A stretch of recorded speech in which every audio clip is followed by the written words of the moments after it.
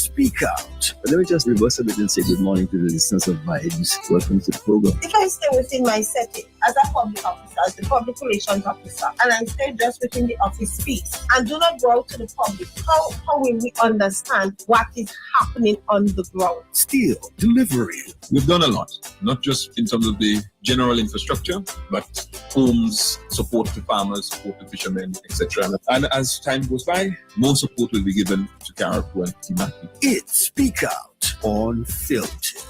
Built back, even better to last. Let us all strive to build a better country by putting aside our petty grievances and move forward with dignity, being proud of working hard and working together. Anything that we're doing now, it's futuristic thinking. It's not for the now. Education is the key in a country's development. That's it. If its people are not developed, You don't go that far, no? Just remember knowledge is power. When you know, you know. that's it. It's Speak Out Unfiltered. We have to have you on Vibes 101.3 and 106.3 FM every Thursday, 10 a.m. to 2 p.m. Do you feel the vibes? Go in. Go in.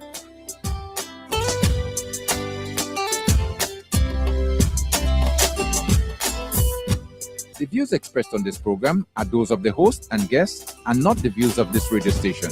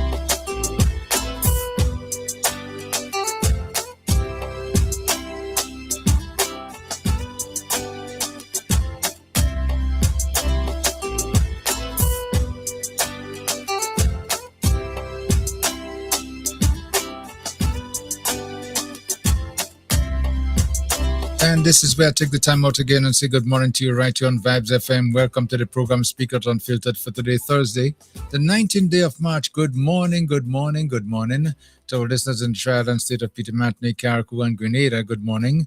St. Vincent and the Grenadines, good morning. And those of you on Facebook, good morning. YouTube, good morning. On the internet, good morning. Wherever you are in your comfort zone this morning, I'd like to say as present, good morning to you.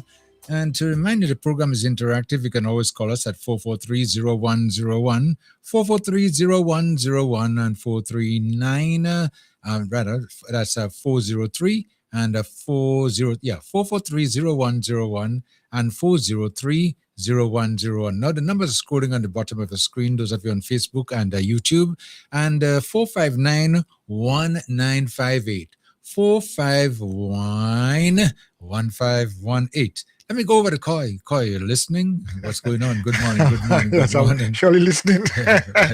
Good morning to you. Good morning to listeners, wherever you are this time in the diaspora or here locally in the region. Wherever you are, good morning. And I'm becoming so, excited all the time when it's time when it comes to Speak Out Unfiltered. Because I look forward to it. And I look forward to it as well. Too. yeah, and as we get closer to that time, my interest continues to grow. I look forward. I mean, I just like a good conversation. It doesn't mean that we have to agree with everybody or everything anybody says, everything that someone says. But I like a conversation when we can, because that's one of the ways in which we can learn. But sometimes we feel that we don't want anybody to tell us anything, so we do although we know everything. But it is an opportunity, for us to learn together. And there are a lot of things we need to know about our islands. It's not just the political aspect of things, but of course there are a lot of historical things, um, our history, our heritage. There are a lot of things we need to know about our country. So let's not just make it as though it's just that you against me and I against you, and that's all we need to know. We need to understand why things happen. I just love a conversation when we can reason and think and come to some kind of understanding, either to agree to disagree or disagree to agree. Excellent. Whatever it is. I like that. Okay, that's the way it's supposed to be, Yeah. But today, as we start in the program, there's a tsunami exercise alert that's going to be taking place today. And Yes. let me just take this. The government of Grenada, Yes. through the National Disaster Management Agency, is participating in a Carib Wave 2006. It's a regional tsunami preparedness exercise involving the countries across the Caribbean. Now, during the exercise, tsunami warning systems, emergency communications, and evacuation procedures will be tested. Now, the schools in Carriacou and Petit-Martinique will participate in the evacuation drills to higher ground, and citizens are reminded that all alerts and announcements during this period are part of a simulation exercise designed to strengthen national disaster preparedness. So need to just stay informed throughout today's program and the different channels, as it's reminded again, it's only an exercise. I think, Carl, we need to remind people it's only exercise. An exercise. So yes. during this program, we just might interrupt for just a second or two, and just to give the update on what the exercise is taking place. Yes. In case it was a real exercise, then we'd know exactly what to do, because it's so important to know what to do when you are in situations of the nature. Okay. Yes, I think it's. So I think we it's remind our important. listeners again, the exercise will be going out. It's supposed to scheduled to start about 11. No, I think. Well, I'm not saying no to what you're first of- saying, yeah. but I think information I have is at around 10 o'clock. Well, as soon as they have the Yes, yeah, information and they pop it up to us, we're going to send it out right away to our listeners. Okay. Yeah. So that would be done during the program. So, But Kim, not just to rush through that. I mean, the exercise, and I think I want us to understand the meaning of the exercise. Why we exercising? If you want to be a good cricketer, you can't stay home and sleep. You have to go out there and practice and practice and practice until you get it right. A footballer, a musician, you can't just want to play a guitar and you don't practice. So I'm just saying, this exercise that's taking place here is one to test our readiness at the end of the day. Now, as you rightly been saying, Tim, it's an exercise. It's not something real. So when you see schools, for example, evacuating, don't run and hold your hand ball. Yes, and say, well, the war going to end. It's an exercise to test our readiness and preparedness. Of course, it's also in Carriacou as well as in Petit-Martinique. But what they have done this year, they've decided to use Carriacou. Yes, as the base, as where for the exercise. for the exercise. So during the program, like I said, we might interrupt for just another minute or maybe so. Whenever the announcements come to us, as that if it was real, then we know exactly We what might hear we have to sirens. Right. As a real thing, if something like that happen, you'll hear sirens, you'll be warned and so on. Whatever means necessary to get the message out, that will be taken place. But don't panic, as we are saying. It's a drill, it's an exercise. Yes, so Leo, yes. Why we're talking about is just an exercise in readiness or something? Yeah. Just get ready. Just get ourselves ready. Yeah. Yeah. Tsunami exercise. But That's, there's not all the Americans on this. Yeah. This is a well, that's true. That's true. That happens from time to time. Okay, and we are here, Koi. As you realize, we're not fortunate as some of the other countries, especially like in Iran right now, where they have these sirens going off. Yes. It's a matter of finding a place to secure yourself from bombs or whatever, explosives, missiles and all kind of whatever things. might be coming away. I think we should think about this seriously. In the event that, keep saying in the event that, but if it really happens, what do we do? What's our first response? How are we going to react? And as far as I understand that, it's not just island-wide. They are going to be making the announcement, and the response would be tested in 2 schools. Yeah, so they will move the students just imagine. I mean, just in the event that it is happening, and I think the two schools that they are going to be using, of course, the Peter Matnick, yes, and the lady of the Rotary School. That's Leicester. Yeah. So I'm saying those of you in the area, in those areas, and you see commotion taking place, understand it's an exercise, and give all the support you can. Pass the word along, secure yourself. That kind of thing. It's very important. Yeah. So we're going to go through that as we go to rest, and we also have quite a number of things for discussion this morning, right inside our program. So, as always, the program is interactive, informative, and entertaining as well, too, okay? Let me go over and say good morning to you. So, Leo, good morning. How are you doing? I'm fine, thank you, my Redeemer. I hope that you're the same. Yes, I am, of course. Okay, Okay. Everything is fine. So far, so good, and we all are doing what we have to do when we have to do it, okay? So don't forget the program this morning, again, will be interactive. And we're going to have interruptions from time to time. Okay. A lot of things on for discussion. A lot of things on for discussion this morning. And I know that, the air is filled with quite a number of things right now because people are in a mood for maybe excitement in the meaning of things happening around us and changes that might be taking place. And of course, as we very well know too, projects are coming on stream. And the island is progressing nicely. That's a lot of things taking place all at once, simultaneously. I want to use the word. So yes, simultaneously. yeah, it is. But yeah, this project Polaris. I mean, you depend on who you're listening to. You could come up with very, very, very different results. But I think they're worried about how it's going to be paid for and so on and so forth. But I think it's a good thing. You cannot, in this day and age, if you're going to do something, not think of 10, 15 years down the road or 20 years down the road. Yeah. So you have to, the longest journey starts with a single step. Yep. We very well know that, but the Project Polaris, I tell you, it's a project that's going to be undertaken by this government, and the groundbreaking is scheduled for the 27th of this month, right? Yes, correct. Yeah. That's a massive, breaking ground. And already you know that they have machines on site doing land clearing and all things of the nature, because this is going to be a project that's going to make a big difference, not only in Grenada, but in the Caribbean. Well, I remember in the case of SGU, there were so many doubting Thomases, there were so many pessimists, myself included.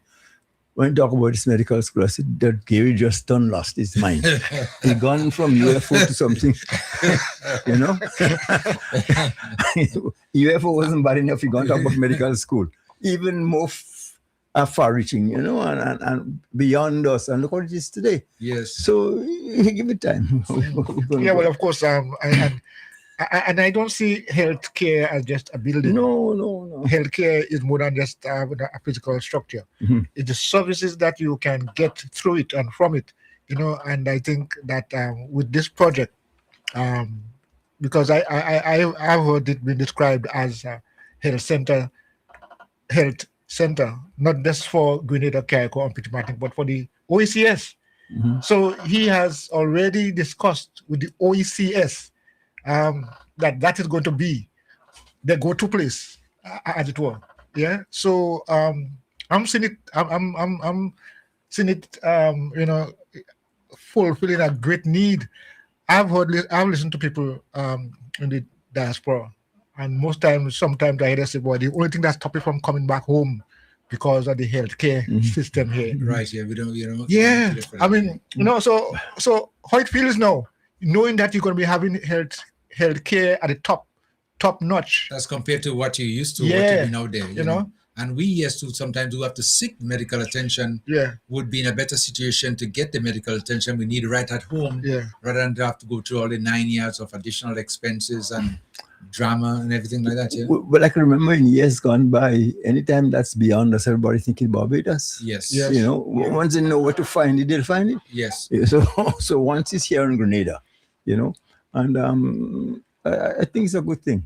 Excellent. Any which way to turn it. Any which way to turn it, a good thing. And another spin-off that's going to come from that, when we start speaking about medical tourism, I mean, that is another another project, I could call it a project. Yes, because I tell you something, even in the good old United States, there are people who don't have any insurance.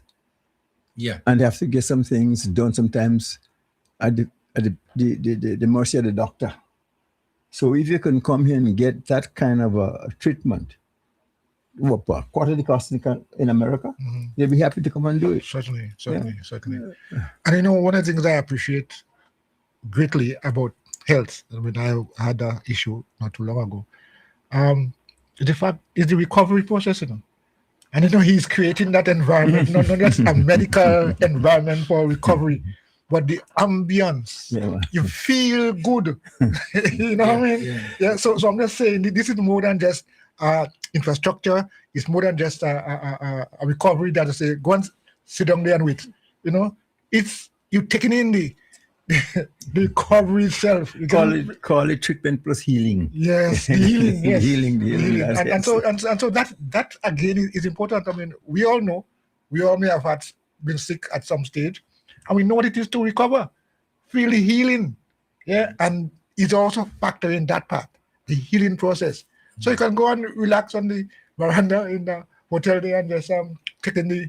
Well, one of the beauties about it, you know, is that it will be done, as I would call it, at home, meaning in your country. Yeah. In other words, in your surroundings. Because, you know, it's so important that when you might be in situations, you know, where you need medical or treatment, to have family and friends at some point in time to see, to touch, whatever, you know, to communicate with, you know. And that is another healing process. That's another thing that makes you get better even faster because of who's around you, not being away and being isolated in a room, some foreign country, and all you might see is a doctor and nurse visiting you at a particular time to check on you. And in this case now, you're going to be at home. You know what it is to just be at home? Yeah, your stress is reduced. Yes, definitely. And the lower the stress, the faster healing process.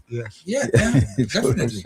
So, But to hear, as you mentioned in the beginning, sometimes you hear the opposition just trashing and talking real.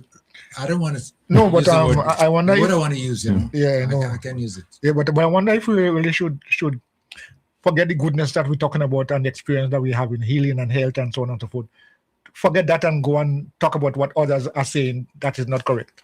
You know what I mean? Yeah. I think we all, in expression, in celebration, welcome this initiative where we can be healed. I mean, we're talking about healing. No, not just about taking some medication.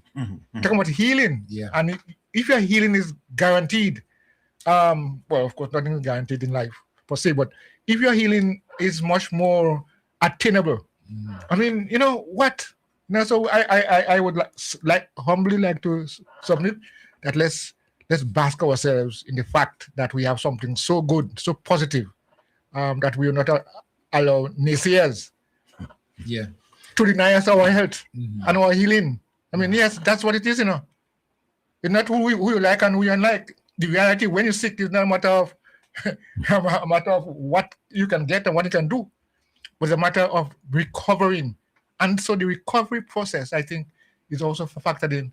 Of course, there are other areas in that are factored in. I mean, you know, so this is something that I'm saying we should spend time on, talking about, understanding it, appreciating it, and encourage generations to come to build on this. That's not the end of it. Build on this so that. Well, as you say, building on that, you know, and so you mentioned in the beginning that too, you know, when the idea of SGU came up, you know, and everybody looked at Gary and they said, listen, well, he gone through now. I mean, that's the end of it. And look at what it has become today. Right. Because it's just a matter of time before it gets its potential to develop, you know, where we could appreciate it. And now we are very proud of our university. And it's not only for a learning situation here, but, you know, we able to access that right at home at minimal cost as well too. Because some people in SGU, like say even on mainland Grenada, and they go to school today and they go home at night.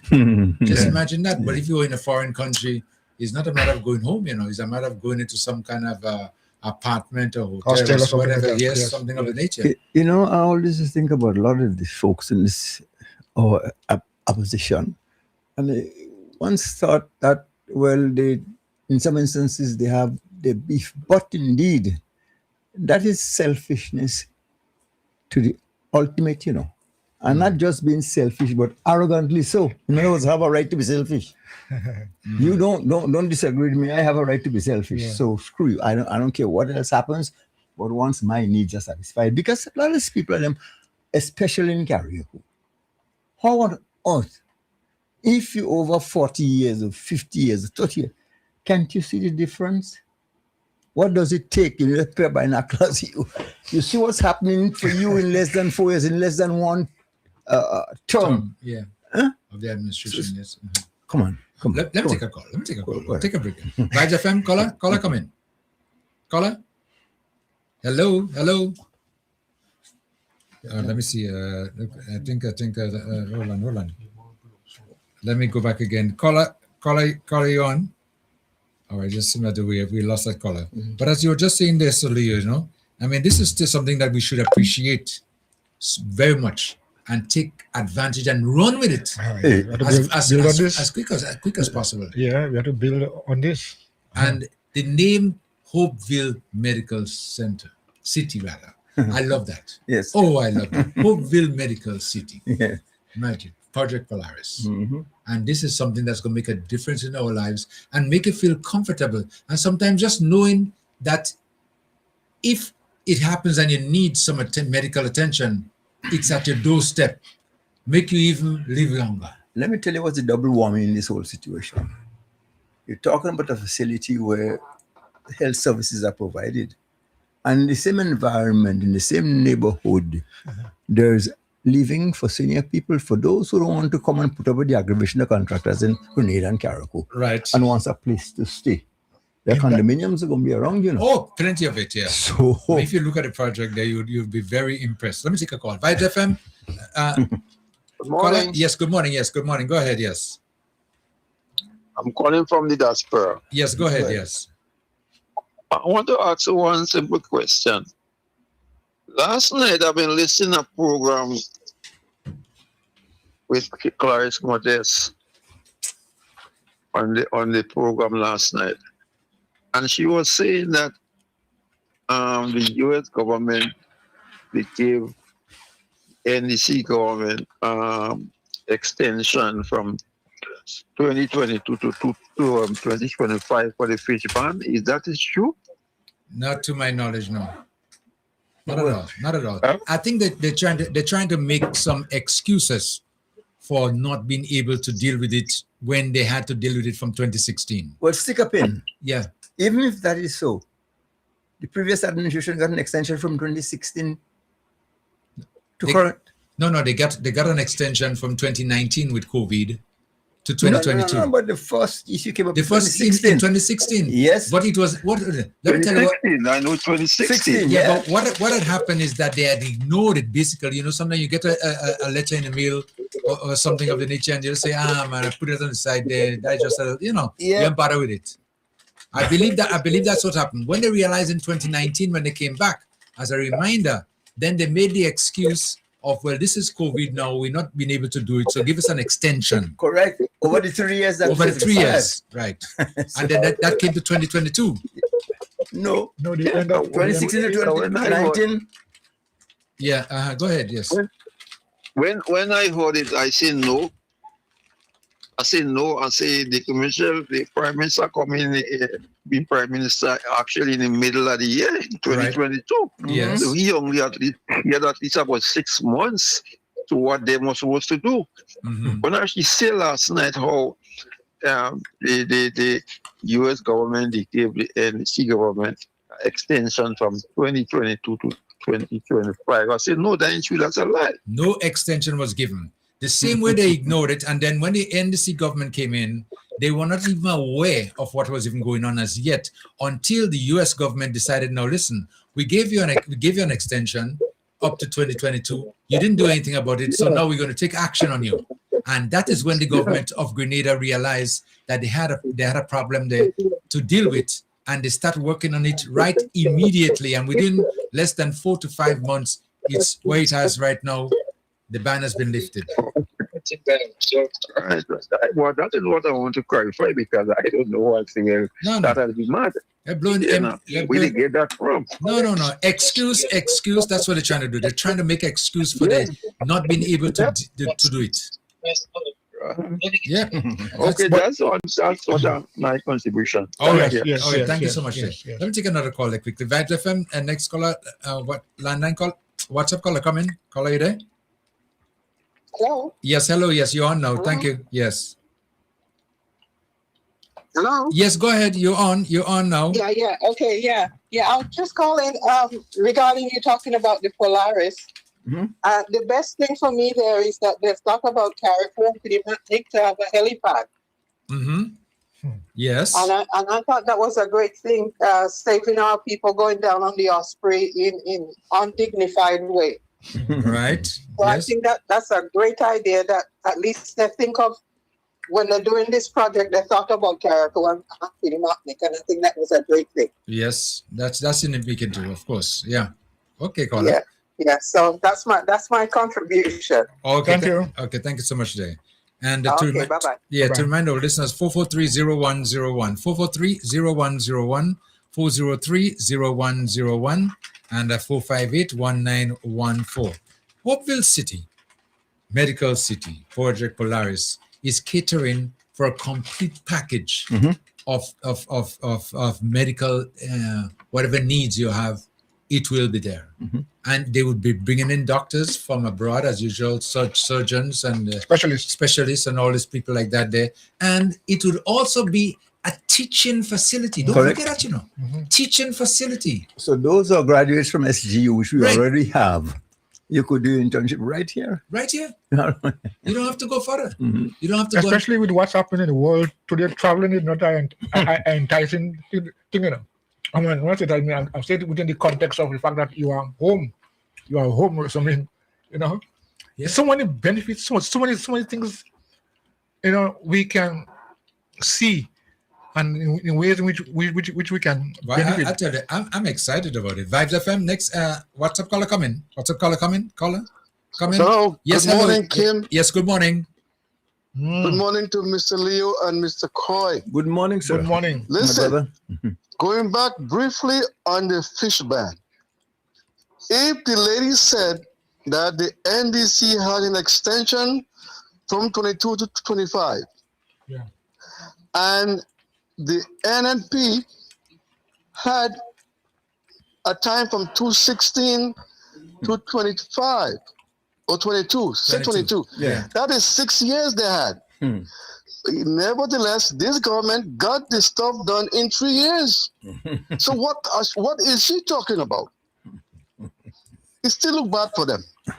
It's bad all They're the way. trying to rewrite history. That's what they're trying to do. Yeah, no, but they can't. They're not in a situation to do that. They are just to be blamed for them not being able to do it. And I believe that one of the reasons they have not done it, this is my view, is that they were not capable of doing it. I don't think they had the technology, honestly. And listen, this thing is not a fly-by-night proposal or things you have to comply with. This thing is for today's technology. Yeah. Color. They couldn't do that. If I was them, I wouldn't bring it up, No, they should hide. They should hide the bloody thing. Yeah. But it's in their face, so they can't hide it. But like you said, Kim, they have nothing else to talk about, so they got to pick on something and hope it works. It can't work. Because now you see what is happening. I think sad boy. God. Well, we are happy now that our government right now is doing what they have to do and is moving forward to make sure that whatever situations we are in, we're going to come out with a victory. And that's what's going on. Look at that now. Ban lifted. Well, let me tell you this. By now, you guys should be fully aware that this... All right, have a good day. You're welcome. Yeah. That this NNP administration, previous administration, are so without reason to complain. All that they do is to criticize somebody, not 1 minute to talk about what a plan we have going on. They don't have any plan. Moving forward. They don't have any. All the time there, you Bantering. no, all the time you offer any money. until it become Imani Emeritus. And so hold a second. Let me go back to this caller. Caller, you back. Caller. Yeah, Kim, let me say something else. Yes. Isn't it ironic that as soon as the NDC government seemed to have established or tried to establish new fishing markets, all of a sudden the ban get lifted? Is it because they're afraid of China and Canada going to take all the bloody fish from the fishermen? Well, one never knows. It's ironic that the ban get lifted after they found new markets. Yes, it's possible. It's very, very possible. Trust me. Because when you make people realize you are not depending on them for survival, and you are going to seek other ways of marketing your product, they have to think twice, They have to think twice. Can we afford to lose it?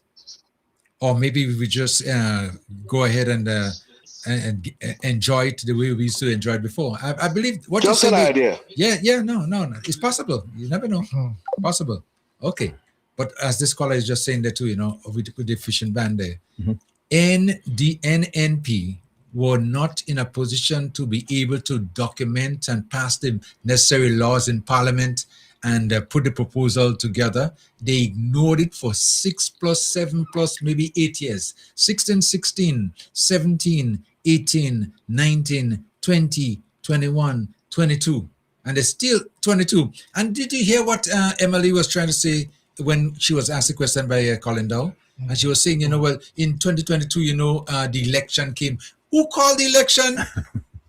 They called the election in June. They were the ones that called it. And so, I think I should have had a clip here, but I wouldn't look for it. But I think he went further on to say, well, you had 6 months, so you're trying to say for the next 6 months that the NDC was going to be able to do that, whatever. She was cornered, when you corner the cat, that's the kind of answers you get from them. And that's it. Just looking for answers, looking for excuses. They're not able to do it. And you know what surprised me the last time too, is that when they had this meeting in Guav, and Robert White went on there and he started to talk about the fishing ban.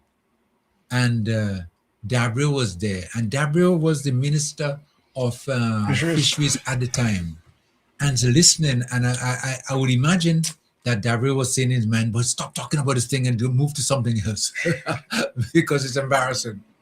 You just imagine that, they don't have no answers. No answers at all for whatever is going on. Let me take another caller. Vibes FM, caller, come in. Caller? Hello, caller? Yes, hello, yes, you're on. Morning, guys. Yeah, good morning. My contribution is about on the same issue with the fish ban. Yes. I understand that the US government was sending, even when NDC took over, they were sending emails to somebody that used to be in the ministry before NDC took over. But the emails wasn't reaching NDC. They buried it. So that was one of the reasons why they couldn't respond to the US government and the ban went through. Okay. Because the email wasn't reaching NDC at all. Okay. Somebody that used to be there, they send it to their personal email all the time and they wasn't passing on the information to the government. Okay. First time I'm hearing so that. So that's one of the reasons why the ban was finally imposed. Yes. That's how NDC is trying to figure out now that ban was coming on, because there was nothing to tell them that look, this ban was going to come on. Right. Until they get that final thing, and it was too late for them to respond. Yeah, because so that's the reason why it's happened. If I remember rightly, around September or October of last year, I think the story they broke. That's when NDC realized what was taking place around September, October. Right. Yes. Right. So that's what happened. So they didn't know anything about the ban was coming on until that time. Okay. At that time, it was too late already. So the ban had to go through first before they could get everything in place. Yeah, because the ban was supposed to be effective as of January 1st, 2026. January 1st. 2026. Right. And then the NDC... So you didn't give them enough time to respond. Right. So now that's when they hurriedly, during the last part of the year, passed the law and everything like that to Right, comply, right. you know, with whatever requirements that are needed, and get it in there by the 1st, so it would be looked at. By the 1st. Right, and then now just about 2 months later, after they submitted that, then the ban was lifted. If the NNP had done their homework back in 2016, this would not have been a story today. No, it was their problem totally. Not with NDC, but yeah, they're trying to pass it on to NDC. The problem was their problem. They couldn't handle it. They couldn't handle it. That's how I feel. They couldn't handle it. They have what it takes to handle They it. couldn't handle it. No, man, it's too much for them. Yeah, way too much. So listen, it's just crazy. Okay. I've seen something on Facebook with Cox. So somebody write up something, but I think Cox is irrelevant in the NNP party right now. You know. Well, everybody knows that. Yeah, because I've seen. I've been reading something and I'm trying to figure out who wrote it, if it was from Cox or just an NNP person that turned and see what's going on in the turn. Yeah. I'm trying to figure it out. Well, yes. Well, sometimes you don't really know what it is, but I mean, speaking about Cox. Yeah, Cox, I don't know exactly what it is, but it seems, because when I read it the first time, I thought Cox was the one that turned. Yes. But I haven't heard anybody yet say that, so right. I can't really confirm it. Well, the way it was written, it looked like though it was Cox, but then if you continue reading all the way to the end, you realize that no, it may not be him. It may not be him. Yes, no, I saw the article. I saw the article. Close to him. Yes. But he's irrelevant. He's irrelevant anyway. Yeah, no place here. I mean, he ain't got a place in that party anymore. Since the Joseph guy come on board, that's it. They don't have any. It's a new breed they're trying to bring in. But you hold on. You said since the Joseph guy come in, you know, that's the end of him there. You know, basically. Yeah, but I'll tell you one thing. We were discussing just the other day, you know, and we are looking at the fact that now you have the Emily, who is the leader of the opposition, right? Now it is highly rumored that she might be thrown off there very soon, and the Joseph guy will take over. You know that. But we were saying, I'm not saying that's a rumor. It's on the wall. It's writing is on the wall. That's why she's crying. I didn't read it as yet. But hold on a minute. Listen to this though. If you have a leader and you have a deputy, and the leader is stepping out, who's supposed to step into the leader's space? Not the deputy. The deputy. Yes. Well, Cox already went. I mean, really? Cox don't have any relevance. No, that's it. No. I mean, you have a cricket team and you have a captain of the cricket team and you have a vice captain, and the captain can't handle it right now. Who's stepping in? The vice captain? I tell you. But as you mentioned, beginning irrelevant, man. So you know. Yeah. There's no relevance to him. No, I haven't been hearing anything from him recently, though. Unless I'm not listening to the right channels, but I've been looking through Facebook. I haven't been hearing anything from him. But you know, he seems to be silent. Yeah, but it's like being in a cricket match, and you have to make say about 600 runs to win. You know, and you have 1 wicket to go. You have 1 wicket to go, and that's it. I mean, you can't just bat out until the last wicket falling. Yeah. So right now, you're just batting until. You don't have any hope. Yeah, no. All hope is lost. But you can declare. Yeah, we don't until the last wicket fall. Until last wicket fall. It's local match done. Yeah, match done. Yeah. Okay, let me retire. But then you have to make a ball hit you know. Yeah, man. Well, if you're getting so much boxers, I don't know what happened. He could take blows. You look like a good handle for now, you know, because you know when maybe you have a plan. Maybe you know sometimes you have an exit plan, but you don't have to disclose it yet, you know. So, you know, so you're taking boxers until. The last time I give you, I told you a saying when we're offline. Remember when I spoke to you offline? I told you a saying about the fall in the yard. Oh yes, yeah. Oh yeah, man. When the fall like the straight. Yes, you tie foot, and then when you let it go, you stand up the still, you're moving.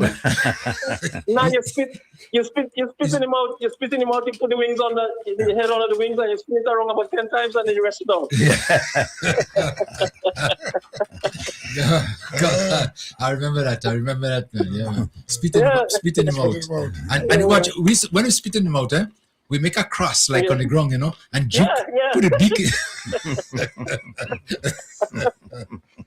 It's crazy. Yeah, well, that's all good on. Since last week, I was trying to get in last week, but remember you had a short program last week. So, Yeah, we did. Yeah. I didn't get in, but you get in this time. Yeah. Okay. But yeah, I'm listening. Okay, then thank you so much. I'm still listening. Okay, bye. Okay. 443-0101. Again, that's 443-0101, 403-0101, and 458-1914. 458-1914. The two big things on the talking points right now, is to do with Project Polaris and the fishing ban. Yeah. That is what is in the minds of people right now. And people are celebrating because both things are happening simultaneously. We have the project moving forward on 27th. We're going to have groundbreaking. I want them Diablo and them go. No. No. No. Because he's saying there's nothing to come out of Project Polaris. Yeah. And he's referring to our Prime Minister as a con man. So he said moving forward, you shouldn't call him Deacon, you should call him Deacon. Oh, Lord. But who talking about con man? No, but listen. I was about to tell you in Carol, whoever said, we cannot research it. You could break that down? Well, I would imagine, so you are? So you would think, no. What? Part telling get the bottom black. Oh. But say it again, sorry. Say it again. Can I research it, man? Okay. Part telling get the bottom black. No, but the audacity. The audacity. You 10 times worse what you pointed finger. As it were. No, but it doesn't make any sense because I'll tell the truth. Based on what I'm looking, he in the situation right now where is like the end is. You remember last election, Diablo was saying, "Give me one for the road, one for the road. Give Papa, send me off in a good note or whatever, and like that." And it didn't happen. So I'm just wondering now he's on his last breath, basically in politics, where he's just anything that comes out of his mouth now, he's just saying it because it has no meaning, it has no value. People not listening anymore. That's that's what's going on, I tell you, boy, one thing Deacon better pray. Boy, and catch him in a dark place, just tell him. If you have a weapon, name Deacon. I never hear somebody hit somebody else. So for politics. Yeah. This man could do nothing for you, all kind of names, all kind of this. No, man. But so Leo, appreciate the fact that kids really, really, really wanted to stay there until he retire or forever in office, I mean.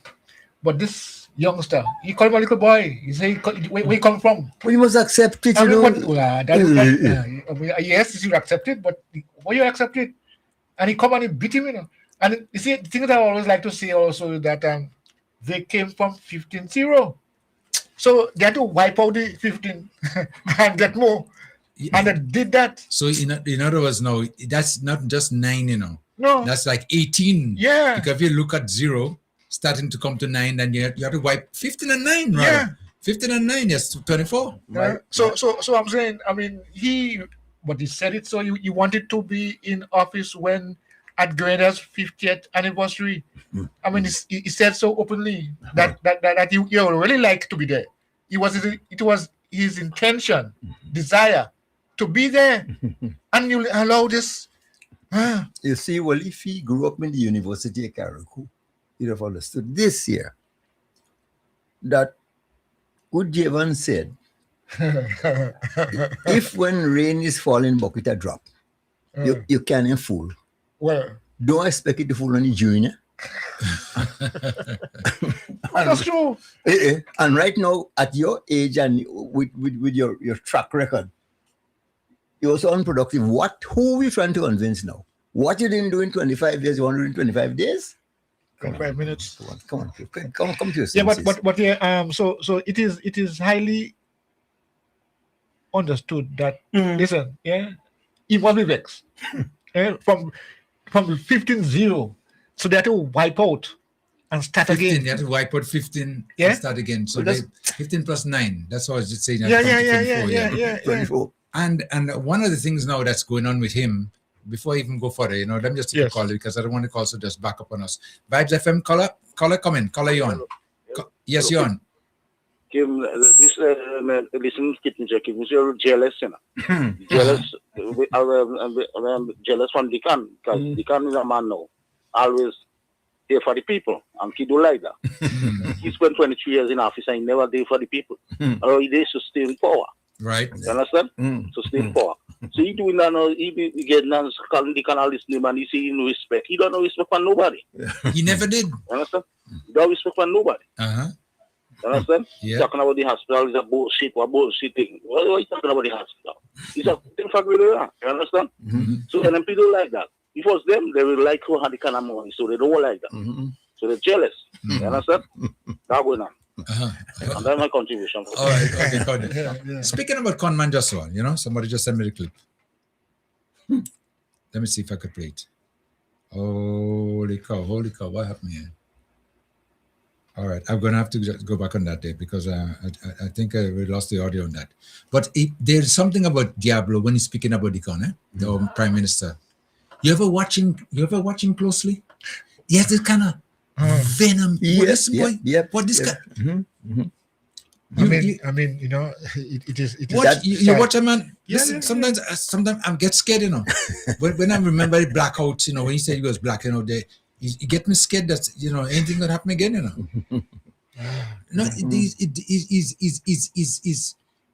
the defeat of 2022 would never come out of his system.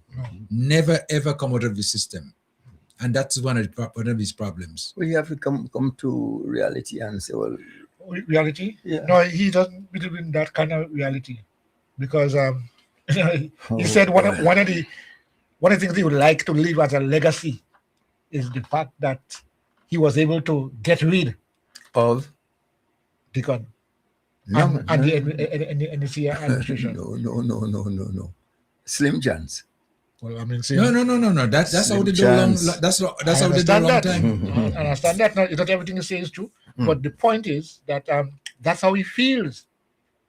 He feels as though this guy came from nowhere, dropped from the sky, and just dislodge his stumps.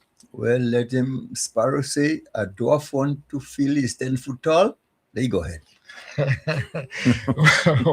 Well, I mean, I guess, Well, I don't. No. Yeah, well, that would never take place. Never. The time for that pass already. You blew your chance. No, that's it. He has stand no chance again on that. Forget it. I'm telling you, because this government is performing so well. If you look at all the things that's going on right now, Grenada has been transformed pretty fast, Well, with so many things happening here. The amount of monies that they were able to raise thus far. 185 million. Yes. What was the project? 185 million. It speaks well of the person who they lending the money to. Speaks very well. You have to have a lot of confidence and appreciation for that individual or that administration for us to be able to raise that kind of money in a short space of time, noting full well we need a small place, a small economy, but we're moving forward, man. We double up and we're building better. And the guarantee given to us by the bank in Africa, the billionaire. Yeah. Listen, I'm there with you. Yes, I'm there with you. So you go ahead. That's what I'm talking about, man. Have your back. Yeah. And I must know something about you. I must impress me in certain ways for me. Put myself out on a limb like that. Yeah. I understand. After all this money going to him farm, so they know. And they're going down in California. Yeah. California, Mount Hartman. Yeah, Mount Hartman. You're going there. So we could guarantee some funds because we know that we have to end up in court to find out who is the real owner and who and when. But stop to think about it. The South, they have such a good reputation, No, the South, never. Because you remember the Polish guy? Yeah. He said he gave the money in the South. Yes. But Nolan Duck and he hide. Nolan say he know nothing about it. Yeah. the team that he was controlling. But I thought they were talking about transparency. Yeah. I said, oh, well, he have one welding goggles. I don't understand. No, because he said he didn't know nothing about it. Yeah. I mean, right, that's it. So if he didn't know nothing about it, right, okay, he shouldn't be speaking. But we know that all what came out, and he was at the time representing the South. Yes. Now, how could something like that take place in your constituency and you know nothing about it? Well, he shouldn't be where he is now. No. Because if he was left out of the loop then, when he was representing running down the South, then he shouldn't be nowhere around there now. But the thing about it is that they don't realize sometimes that when you cut to the pants down, just admit now. Just listen, man. Put it back up. Well, let me see. Well, don't say, oh gosh, look at that, you know. But you're trying to make excuse and say no, you know, whatever silly excuse, and it doesn't work. Yeah. Well, you know, if I recall, I don't know if you guys could remember when in Parliament, that came out in Parliament, and the Prime Minister brought out some figures and facts. Yeah. See how many went there, to who it went. Well, I mean, I never said to who it went to. Yes, he did say. He said it went to the account. Yeah. So I'm saying, I mean, what becomes of that? But Keith got they got what I thought was the poll man. Cabinet conclusion. Cabinet shows the cabinet conclusion. We showing you the money. What kind of cabinet conclusion? Forget that. Here is the money. But as it stands right now, you know, the steel cage match number 2. I keep talking about that, you know. Steel cage match number 2 coming up. And that is when the Joseph guy going to go in the ring there. Let me tell you what. It's going to be a one-sided affair. There are no steel cage. The opposition is going to be weak. That is going to be Mohammed Listan 2. You're going to knock out in the first round, you'll find out. I'm going to knock out in the first round. First round? Yes. You remember Mohammed Listan? Listan? 1 minute and 25 seconds. Yeah, man. Goodbye, Charlie. Where was the time for? Where was the time to come here and just last for a few seconds? But then what's going to happen if you're just looking at future, you know, and looking at what's going to happen? What's going to happen now? Will the leader of the opposition now, that's Emily, you know, would she take it just like that and go down, or maybe try to come back or something? Because look what happened to Pedro. Well, forget she's leader of the opposition, soon not to be. That's the title. Yeah, soon not to be. Okay, all right. Well, if you put it that far, then it's expected. It's expected. It's expected. But this coming weekend, I think we're supposed to have the launching of the DPM. DPM, yeah. And I feel strongly, as Diablo was saying too, that you supporting the DPM, you supporting the NDC. That's the way he described it, you know. So he's trying to get people not to support the DPM. Well, because he realized that the people who will be supporting Peter will be people coming from his party. Well, I mean, Peter was in his party, and of course, and whatever he brought there, and he taking it back. He taking it back and more? Yeah, and more. And more. Hold a second. Vibe FM. Caller, come in. Hey, Kim. Yeah. One thing I know for sure, see that chicken farmer stuff in Victoria? All that money is being split up, man. I know that money has been split up. No doubt about it. Okay. All right, thank you. Next caller, come in. Caller, you next. Morning, sir. Yes, good morning. Yeah. How are you? All right, and you? Are you using all the cricketing terms? Why are you putting cricket in the politics? Because he says he's a cricketer. And he says he's a cricketer, you know. Well, the thing is, I could tell the lady that she could run out. she could tell your partner, the Joseph man, run too. Yeah, run too. She could get run out. You tell her she fight it up with her partner because you don't make it much sense at all. But so in other words, it was a single, eh? I try to. And they said you run for two. No, I'll tell you, two of them caught in the middle of the picture. Two of them caught in the middle of the picture. Because right now you look at the public and it's the best place for her. And if you try the dressing room. Carla, two of them caught in the middle of the pitch and they arguing who should go back to the end where we can fall. She should what? They end up in the middle of the pitch, right? And the wicketkeeper take the bails off. Yeah. But who's supposed to be down there? Well, she's smart. She could have when her situation though, she can't send back the fella because she done in the middle of the pitch already.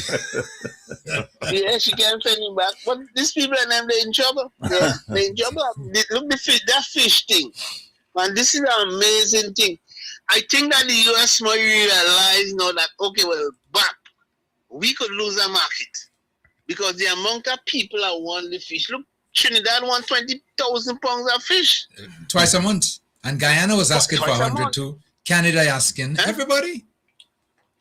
Guys, and the thing is the quality of fish. When you're eating the fish that come in the waters of Grenada, it's so different to the other fishes. Mm-hmm.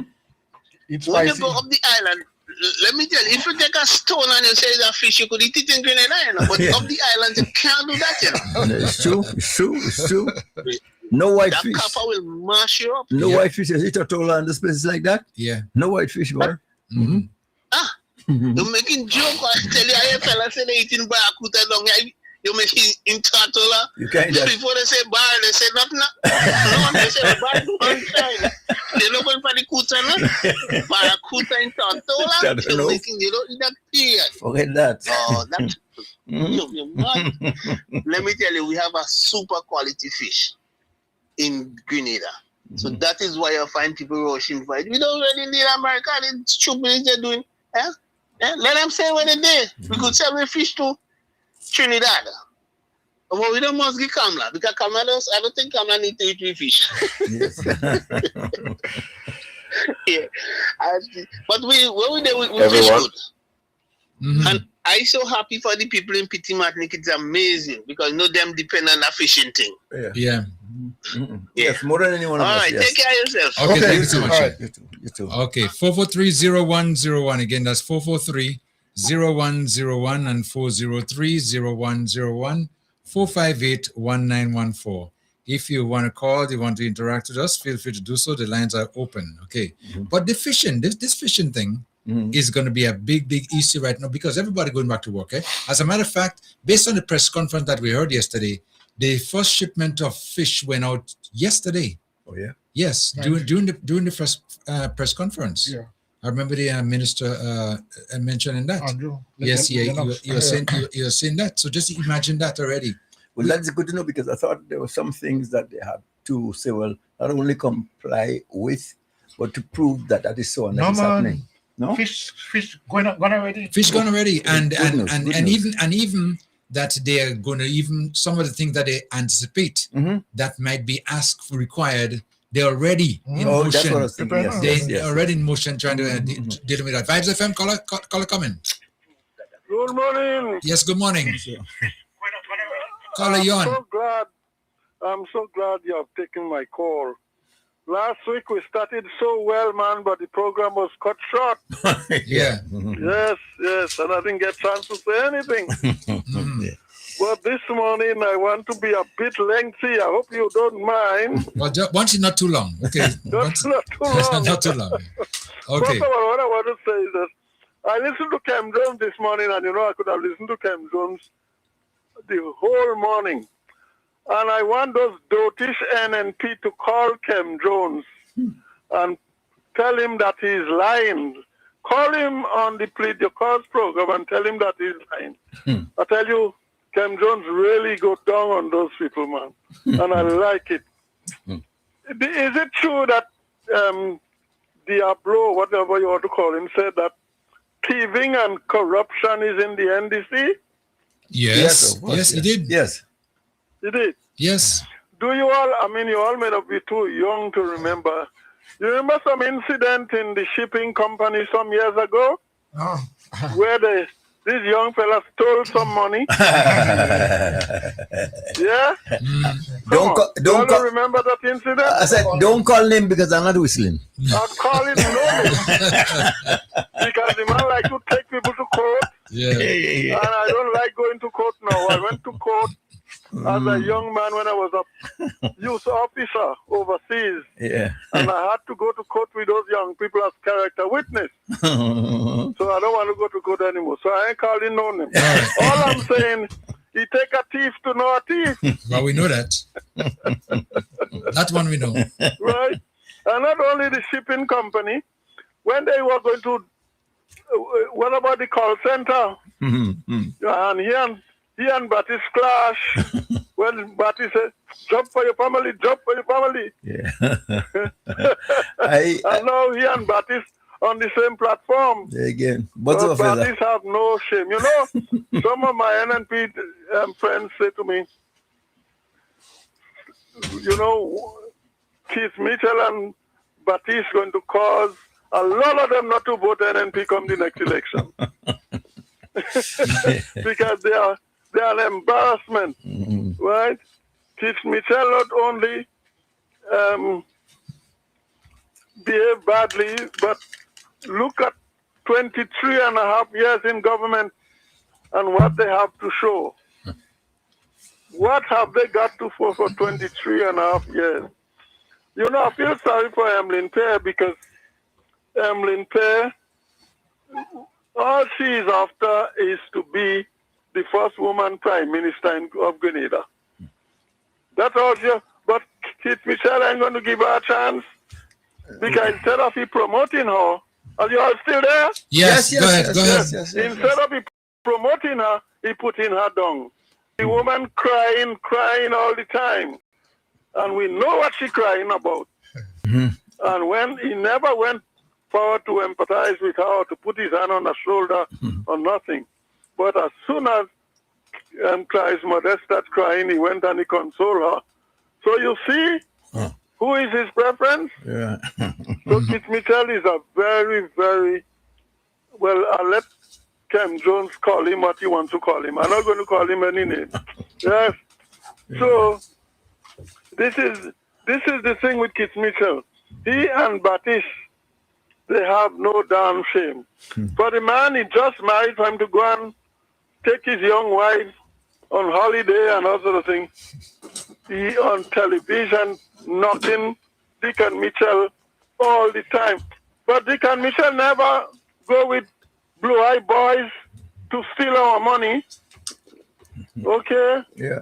Instead of that, Dick and Mitchell caused some of them to bring money in this country. You know, I was listening to a program, I think it was last week, Monday, where this young doctor from America, Randy Becker, the man's wife died of breast cancer.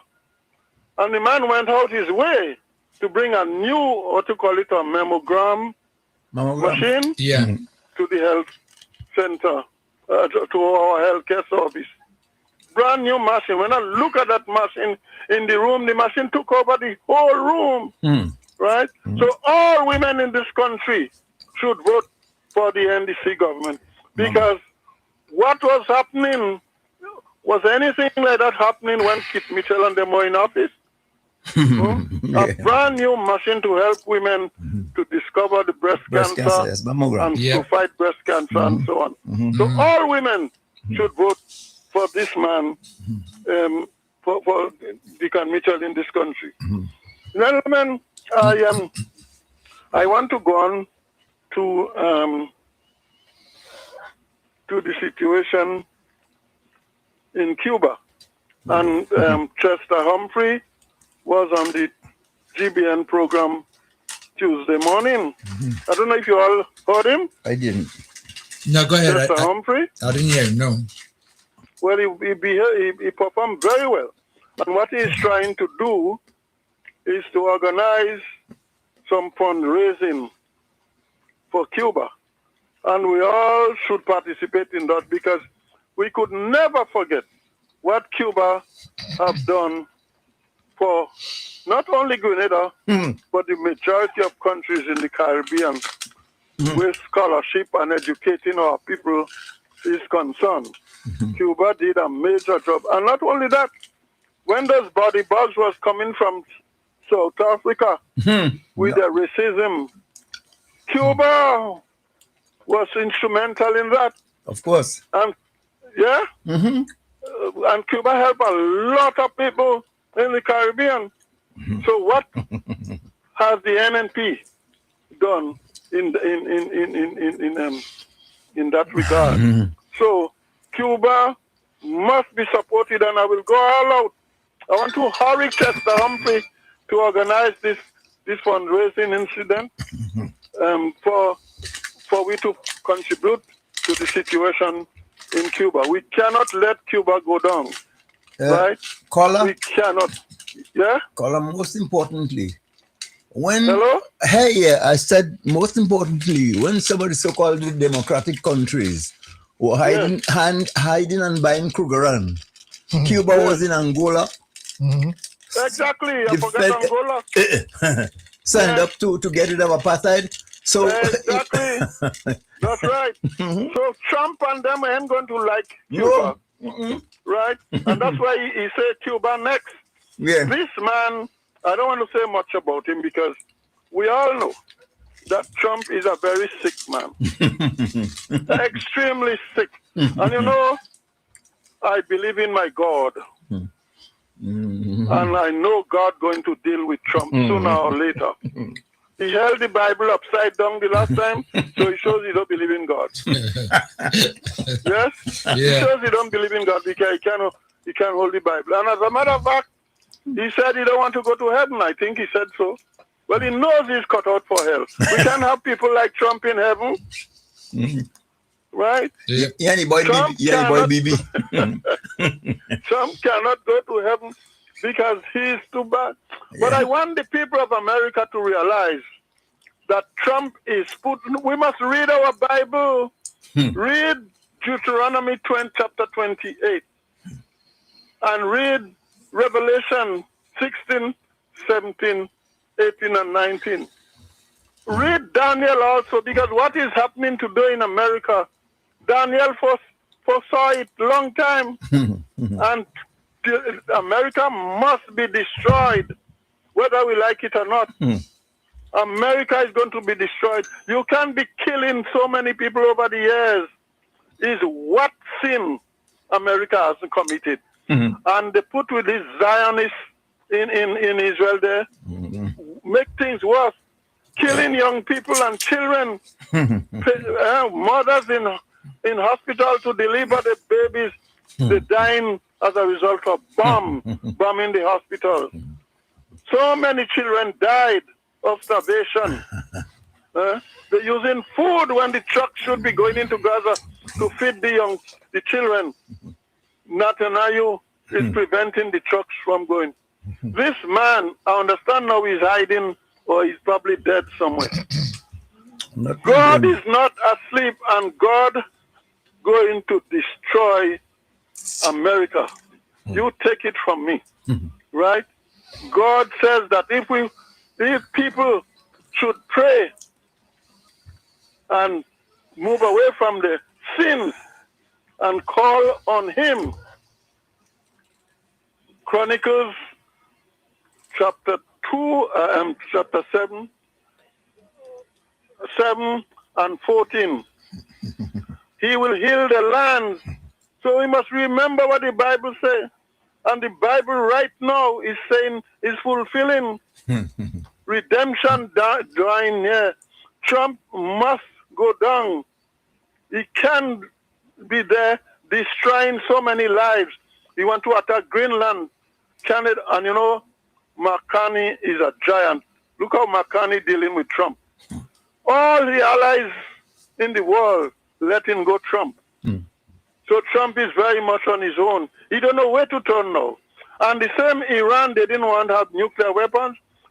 Iran has nuclear weapons, and they don't know what to do with themselves now, because when the finger going to be pressed on the button, that's the time God will decide that enough is enough. he created his beautiful world, and people like Trump and Netanyahu won't come to destroy it. And I'm sure that sooner, and I predicted it, the newspaper Observer in 2016 says that Trump will be a disaster, not only to himself or America, but to the entire world. And look what is happening today. Trump could cause the world to go up in smoke anytime now. But God is in control. So I'm not afraid. God is in control, man. Okay, we shouldn't be afraid of what Trump could do. Trump can do nothing. Trump is just a big stone. And we mustn't be afraid. Gentlemen, thank you for listening to me. A lot more I could say, but I better stop there. Okay, thank you so much. All right. Okay. Thank you. Okay, bye-bye. 443-0101, 443-0101, 403-0101, and 458-1914. There's something I like about our Prime Minister, especially when you have Diablo and those guys running them out, You realize he doesn't say nothing? No. He had time with them. Benign neglect. That is called benign neglect. Ignore them. Forget if they exist. But just imagine that. I mean, really, really. Right, let me take another call. Vibes FM, caller coming. Caller, what's up? Hi, good morning. Hey, yes. Good morning. How are you? Okay, not bad at all. Yes. I have to laugh. Yeah, go ahead. What's funny? What's funny? NMP and MLE. Because it has to be some comic that really going on in Grenada. Oh, listen, I am so passionate about everything that is happening in Grenada. The thing is, I am a strong supporter of the NDC. Win, lose, is not right and wrong. When it's wrong, I will say, well, you know what? I'm not going to condone it. It's wrong. But you see, when my party is doing good for the citizens of Grenada, Carriacou, and Pittima, I think I'll big them up every day. When the page ban had lifted, I made a comment on Facebook where I said, they thought Grenada would have sit down there and wait on them to tell us, well, yes, they're going to buy. I said, if it wasn't for the brilliance of the government and to try and, get other avenues, other markets for fishermen could get at ease for the products. I said, he think that we're going to sit with his foot on our neck, and that, the government going to cry and moan about the U.S. market. I said, as soon as he see that we got market, they finally leave the ban. I said on Facebook, I said, our fish is quality, our fish is the best. You know the reason why? Because my dad is a fisherman for over 50 years. I am very passionate about fishing and the life of fishing. Okay. I have 3 boys and they're all fishermen. Okay. Right? Okay. For the past couple of years, they had a time in Grenada and the other, and Carriacou, I believe too, where fishermen engine was stolen. Nobody gave a damn at that time to help fishermen get back an engine. In order to tell us, get a loan, take a loan. In other words, continue to be slave. You understand? In this day and age now, fishermen is seeing the best of what this government has to offer. Imagine that, Grenada, Carriacou, Pittima, you have fishermen in Grenville, you have in Guave, you have Victoria, you have Pittima, you have St. David's, you have St. George's. Imagine they had a training. Only 140 fishermen went to that. It is a shame. Because some of them who support the NMP, and me, I don't go in because if my NMP friends see, they will go and say, well, you going behind NDC. If they're so foolish in the thinking of this NMP and NDC thing, Yeah. And it kind of bothers me, 140 fishermen. We have more than that. Definitely. And to get the product, those things from the government is a big plus from where we was back then with this NNP government. We never got anything. Farmers again. In after Hurricane Ivan, they got so discouraged. Some of them died when they go up in the land and see all the nutmegs down. I had an encounter with an elder man. He died now. He have a shop. He came by me and he said to me, girl, I don't feel like going back in the land no more. No. I said to him, no, you can't give up. You can't give up. I said, plan back. Go and clean up. Don't give up. Right? after it only takes 5 years for nutmeg to be. After the tree wouldn't become tall like how we know it before. But you're going to get. One time I standing by the shop and that man come and put $20 in my hand. And he said to me, this is from the young nutmegs that you encourage me to plant back. He said, yeah, they're just there. And I said, that first picking from that is for you because you give me that encouragement. The government of the day never give farmers that encouragement to go back and plant land, plant back the nutmeg. You know, give them the incentive. No barrier come and gone. Look at what the government has done. So if people don't want to see what's going on, we're really, really, really bad-minded. Then Emily Coleman want to compare Grenada to Barbados when it comes to what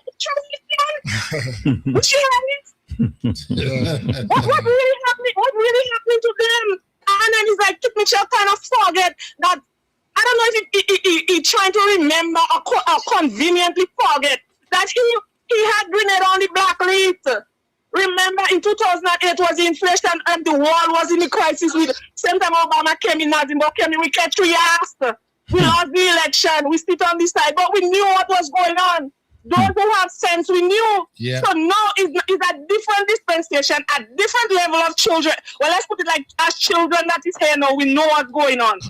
And on election day, we go in and put it in the. Okay, then. Okay. Have a good day. Take care. Bye-bye. That caller want to say something? Eh? What good to say? Good to be. Put in the. Yeah. But you'll find, you know, that people are more educated and knowledgeable now because of social media and all the devices that we have, that we're able to communicate on a quicker, much easier level. And that's one of the things that we enjoying right now. Vibes FM, caller coming. Yeah, go ahead. Yeah, you know, all the sushi they get in New York and Jersey, man. That's all from Grenada. That's a good sushi. Come on, Grenada. Okay. All right. You were going to say something, Koi, you know? But somebody gave me a story the other day, and I just keep laughing. They said to me that during election time, this NNP candidate, you know, came around and handed them a jersey. Mm-hmm. So they took the jersey and they went home. When they went home and they just opened the jersey, 100 US fall out of the jersey. Mm-hmm. The person that they were talking to said, "Whoa, run back and get some more jersey."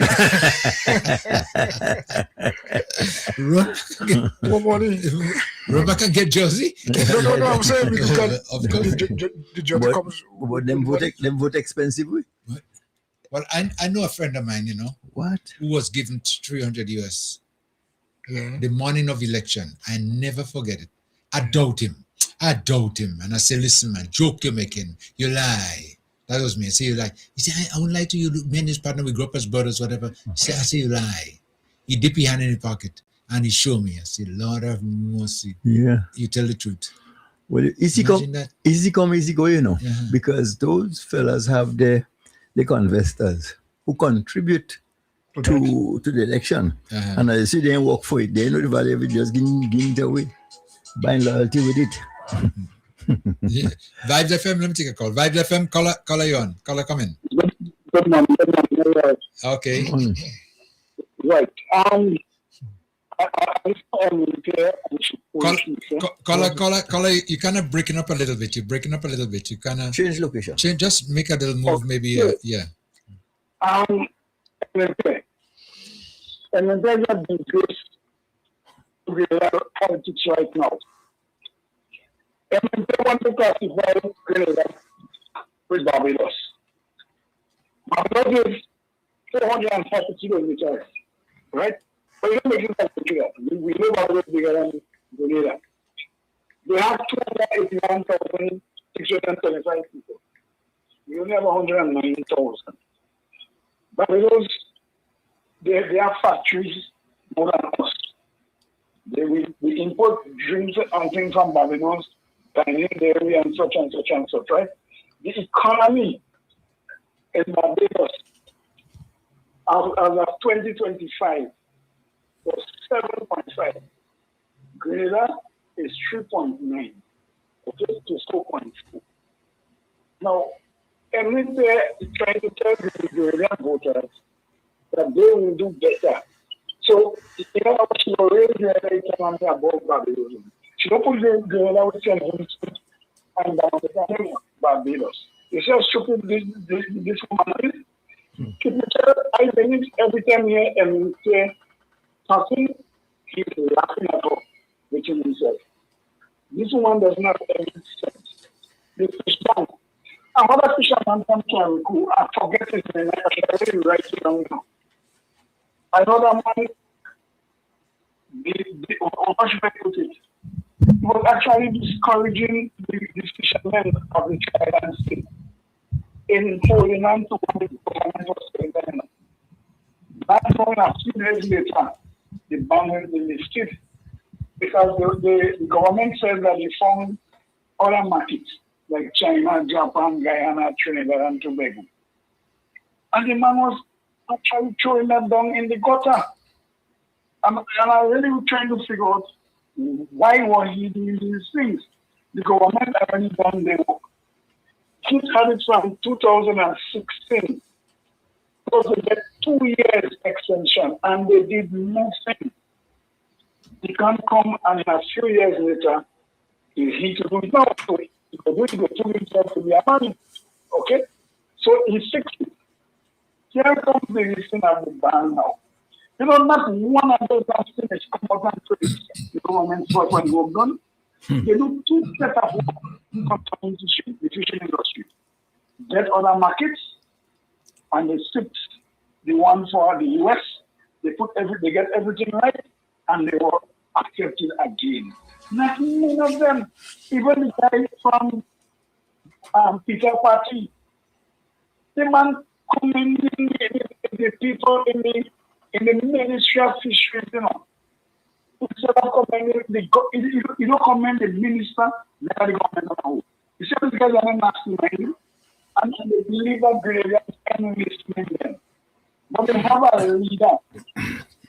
People are the leader to me, that person getting 1 vote. He gets 3 terms in the town of St. George. One of the smallest constituency, he did nothing in the constituency in the 3 terms. He couldn't manage the 3 terms. Couldn't manage the whole one constituency you couldn't manage in 3 terms. Could you not manage the whole country? So that is to go behind Peter. Peter is one of the laziest politicians in Canada. Thank you. Okay, thank you.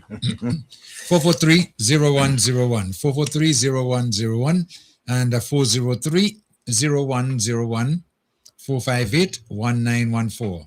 458-1914. You notice the opposition, I'll talk about the NNP too, that they come out now and they just criticizing.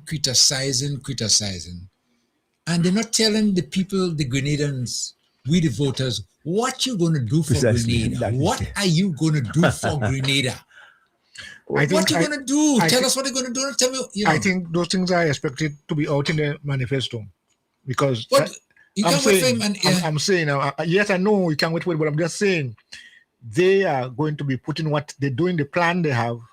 I call it manifesto, a contract with the people. They'll have to put it out. So, I mean... What for the people who can't read? Well, they'll come and say... And who don't see the manifesto? Well, I know. And you're hearing them vocal. Tell us what they're going to do. You don't have to wait for manifesto if you have a plan. Vibes FM, caller, come in. Good morning to all my loving brethren. Good morning. Doing? Okay, Thank you. Good morning. Mm-hmm. Well, I understand that you're all planning how to make a nuclear bomb. I don't know. We have the uranium. We have uranium. We're enriching. 5:30, I'm trying to get on the program, and I can't get a call. I say, well, okay, let me try around this time again. You know, I was there all reaching 5:30. I was first in the line, you know. But I think King probably couldn't take more on this morning. But anyhow, let me be quick because so much things to talk about this morning. Probably the nuclear bomb I'm talking about is what's going to happen on Sunday. I want to make one correction to myself. All the time my sidekick was telling me it's supposed to be the following Sunday, not this one, but to bring it back to this Sunday. So probably I did not hear well. I know you listened, so I apologize. But if all you hear the names and then what calling, for this coming Sunday who putting up themselves.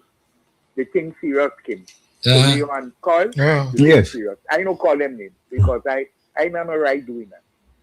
But my topic this morning is the most comical kind of a situation I've ever seen. Are you crippled on my bed? And I feel that because I could call name, I had a talk with Bola yesterday. Bola is my personal friend. Can you hear I said that before? Yeah, you always tell me that, yeah. And I tell Bola it's the most comical thing I ever heard from NNP of what they did last week Friday. You could imagine you calling a press conference for fisher folks in Guam. And most of the Guam people and Grenadians know well. I mean, who knew before it come out? Are you on my bed? No. I know NDC secured that since about more than a month ago, about a month. I let on. So it was a real, the thing was poorly attended, you know. Because what you think was, since 2 weeks ago, prior to Friday gone, a week and something ago, fishermen start going right long, you know, because they get a SOS, you know. Right, yes, that's true. You know, at Kimado asking you and Mr. Colin and Solia, you know, I know. you know. I know. You remember I told you more information than Congo report? Yes, sir, yes. I know my better and I know that. So what happened to these people? The real on the touch. I said, Bola, boy, them men and them or whoever advising all you, who thinking all you. They embarrassing all you. I saw they come like a sub, but I call her, he called a woman who says she's not the representative. She's the MP, or they call her again? Where? I think she's coming up again. She was in the fish conference. Uh-huh. Not Kate. No. Huh? No. What are you talking about? Oh God, you say The one from St. David. Call you talk about it Thompson? last week when Thompson? you say, Yes. Thompson? Yes. She's not a take care, she's the MP. What's she name? Well, I mean, I think, thinking back about it, I think we're talking about the one in St. David. St. David, what's she name? Thompson. Yeah. Nolan Thompson, something so. Yes, she was there. Yeah. What a trying to tell you, woman is right when she says she's the MP. Yes. She's a military police.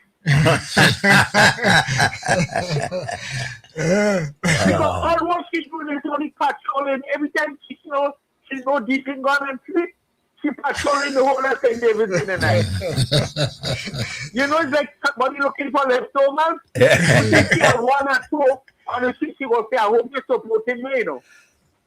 Yeah. Okay. That's what she's doing. So she's a real military police. But I asked Bola, I said, Bola, something wrong. Something wrong. And then them and NDC, you want to know why, you know? It's after Sunday, they will know who and them and why, you know? Okay. Because I get it good and proper. Them ain't saying nothing, you know. NNP have some names you can call off the bat right now. Will not win. They will even make an impact. All what them do is looking to put people in names and what people in St. Paul's and Library talking about. I tell him that. And people don't want us for they just come and shove a man down the throat, you know. That's how them people up there looking at them is a different set of voters, you know. And kill you there. People have a base in St. Paul's and Library and them place, you know. Yeah. I know you know that. Yeah, no, we are abreast of it. We know what's going because on. you know the stem at the PRG. You understand? That's one aspect. So I don't know what really going on. I don't know who advises NNP. And then Lion Emlyn come like you know there's an ordinary falls and then they'll say yes to the fall. Yeah. You know, people always feel this the fall is always the better brand of fall. Sensei Fall. Right. On Rhode Island. Rhode Island. Okay. She's not a silver fall. You know what kind of fall? A Bugokan. The biggest joke I ever see them in pay. You know, Emlyn Pay go lose so bad. I don't lie down on my bed and feel sorry for you know. Because she go come like cricket. 2-1. Emlyn Pay and Kate Lowe is going to lose their seat. I'm telling anybody that May God give me health and strength to see that election. Hey, Emlyn Piankett was to lose the seat, but anyway, I don't want to be long because to make it come back, I have to tell all this something about a nuclear bomb. Good morning, Tessa Sente. Good morning, Gloria and Delma Thomas. Kirin James. And Claudette. I wonder if all they know. All they know is my MP? Claudette. Claudette? Yeah. Oh, I didn't know she name, man. I didn't know that. All right. I'll come back. Say no more. Okay. Okay. Thank you so much, John. Again, our telephone number is 443-0101, 443-0101, 403-0101, 458-1914. This caller spoke about the fish ban, eh? And let me tell you something. And he says, you know, before the announcement was made, the fishermen were already out there. Yeah, they were. Bit the hook. They were out there already because the ban, I think we got notice around Saturday into Sunday, right? Because Lennox Andrew made the announcement on Sunday, said they would have the press conference on Wednesday. But Wednesday morning, as he spoke, the first shipment was going out already. Because there was talk about it, which I heard that earlier on too, that the ban was going to be lifted any minute and we was going to get the notification as soon as possible. So this must have leaked out, I would imagine, to some of the fishermen. And they said, yeah, we know the government working, we gone. Vibes FM, caller, come in. Caller? Good morning. Yes, good morning. Good morning to your panelists. Good morning. Good morning. Well, where an NMP is concerned, they really were not the ideas, eh? They were not a lot of ideas. They never had. And I want to congratulate my Prime Minister for what I saw. I watched the town hall meeting last night, and I was really impressed with what I saw, and I feel happy. I feel happy with what I see. So I would like him to continue what he do. Well, a good thing he doesn't study nobody. They could say what they want about him. He just doing what he has to do. And I'm really impressed with him about that. And as for Mademoiselle, the crying lady, she's in a class for herself. So we not to bother with that. I don't know what she's crying for, if it's for she supper, if it's for she tea, whatever. But we don't even have to bother with that. I know I always saying, and I keep saying again, I congratulate my PM only because I know he winning again. He winning the next election again. I congratulate him only. Remember, I always call in and talk about that. He will be winning his team. We back in office again. So who want to do that? Who want to run like headless chicken and do what they want? They can't stop 6 rounds. They cannot do that. So have a good day, everyone. Okay, thank you so much for you. Thank you very much. Thank you very much. As people referring to the crying lady, yeah? And she's been just crying. What happened? I mean, Mary Magdalene. Yeah? Why is she crying? What Mary Magdalene did? He without sin cast the first stone. No, but she crying in one of the, when they endorsed one of the caretakers the other day, you know. I saw her crying, you know. Yeah, and they had to go and, you know, like cheer her up and stuff like that. What are they crying about? Yeah, she's crying for the people of Grenada, she said.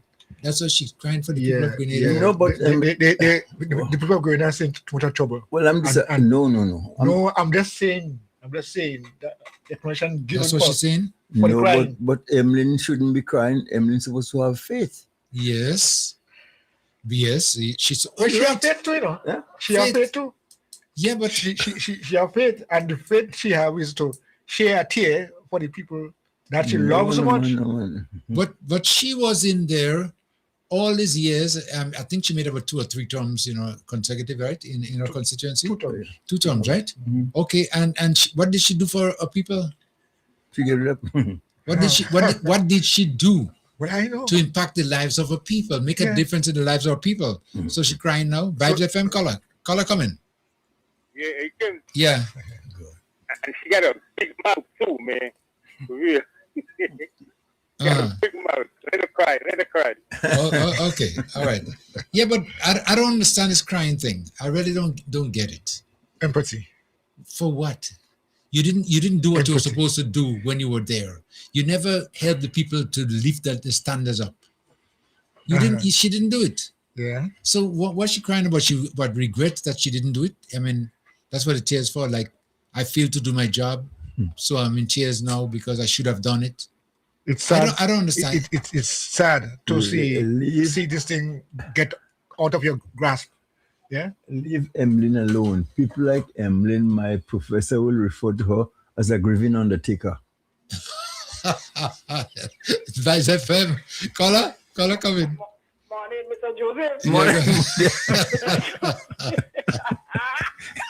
When you say she should have fit, Mr. Joseph is cracking me up here. They trust me this morning. I had no intention of calling because and they will call me ammunition for later on, later down the road. It too early now, but Mr. Joseph had to call. Why you say she had faith, so don't supposed to be correct. Yes, sure. Yeah, joke, Mr. Joseph. She do worthless. When you see them doing that, she do worthless and wicked. That is what happened to them. When you see them doing that, they deeds, they wicked deeds that happen them. So when you see them doing this nonsense, they faith. Did she pay those people their money? Did she pay those people their money? Then when the people take those people money that she didn't pay. That have her soul. When you see that work is wicked, that is what happened to them. They're crying and they don't even know what happened. They're crying for. They did. That girl treated Delma, and she seen how Delma flourishing. Yes. And she see how Grenadian people would hold on to Delma because she treated that girl so bad. That wicked girl. She had to cry. But only have to cry yet. Don't cry. She do worthless. Then she cry. She do worthless because she know what coming. Yeah. She know exactly what coming. Yeah, man. That is why you see she's doing that thing. Never mind. She should have faith. She should have preached. And they say she's a preacher. And she cried. And you sure Mr. Joseph she should have faith? Yeah. Well, I tell you, don't worry, man. I tell you, a grieving undertaker. You ever see undertaker cry? When people dead? You ever see undertaker grieve? Yeah.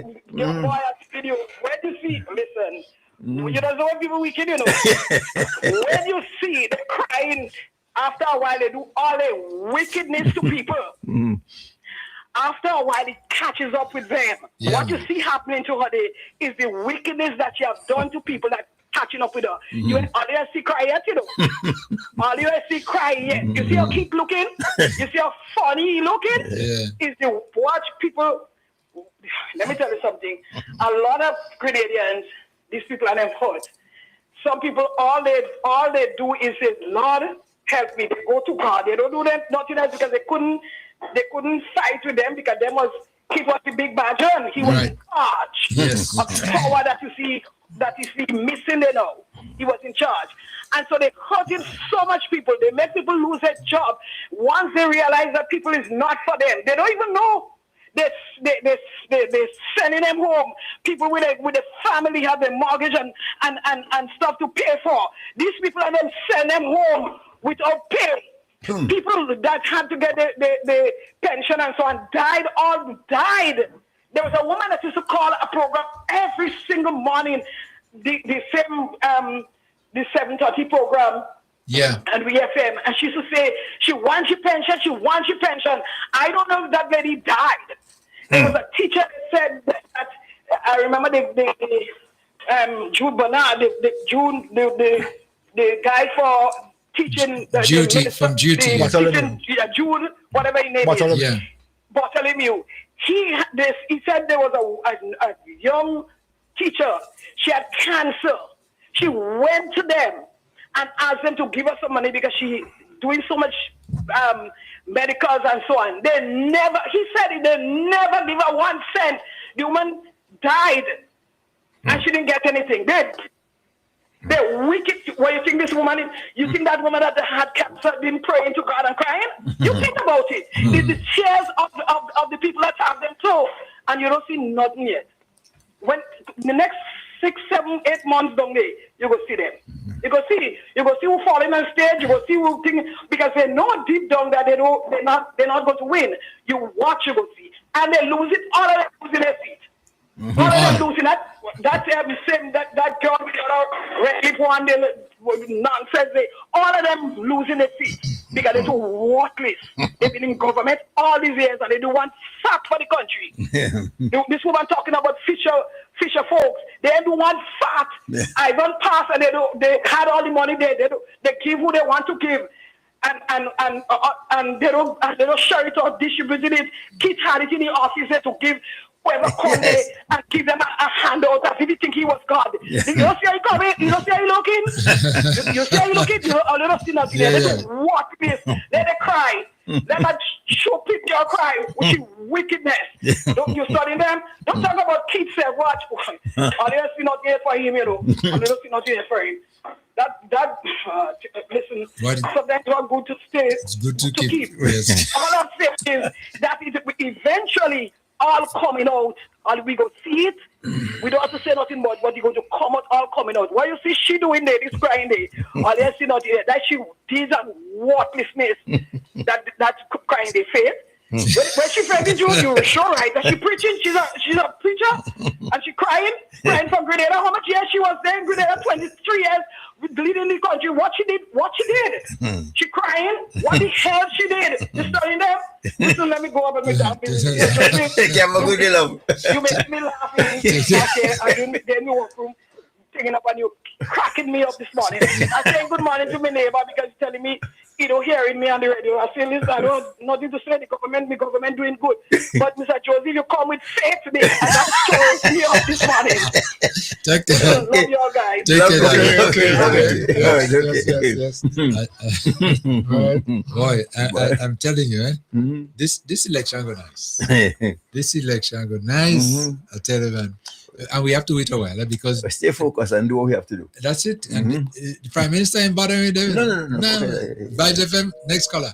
Okay. He doesn't bother with them because whatever they're saying, whatever, you don't bother with them. And this is one of the problems that they have.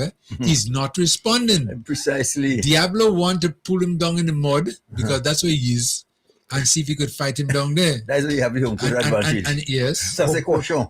But if you look at the Prime Minister, every time, he dressed up so nice and neat and talking to his people, man.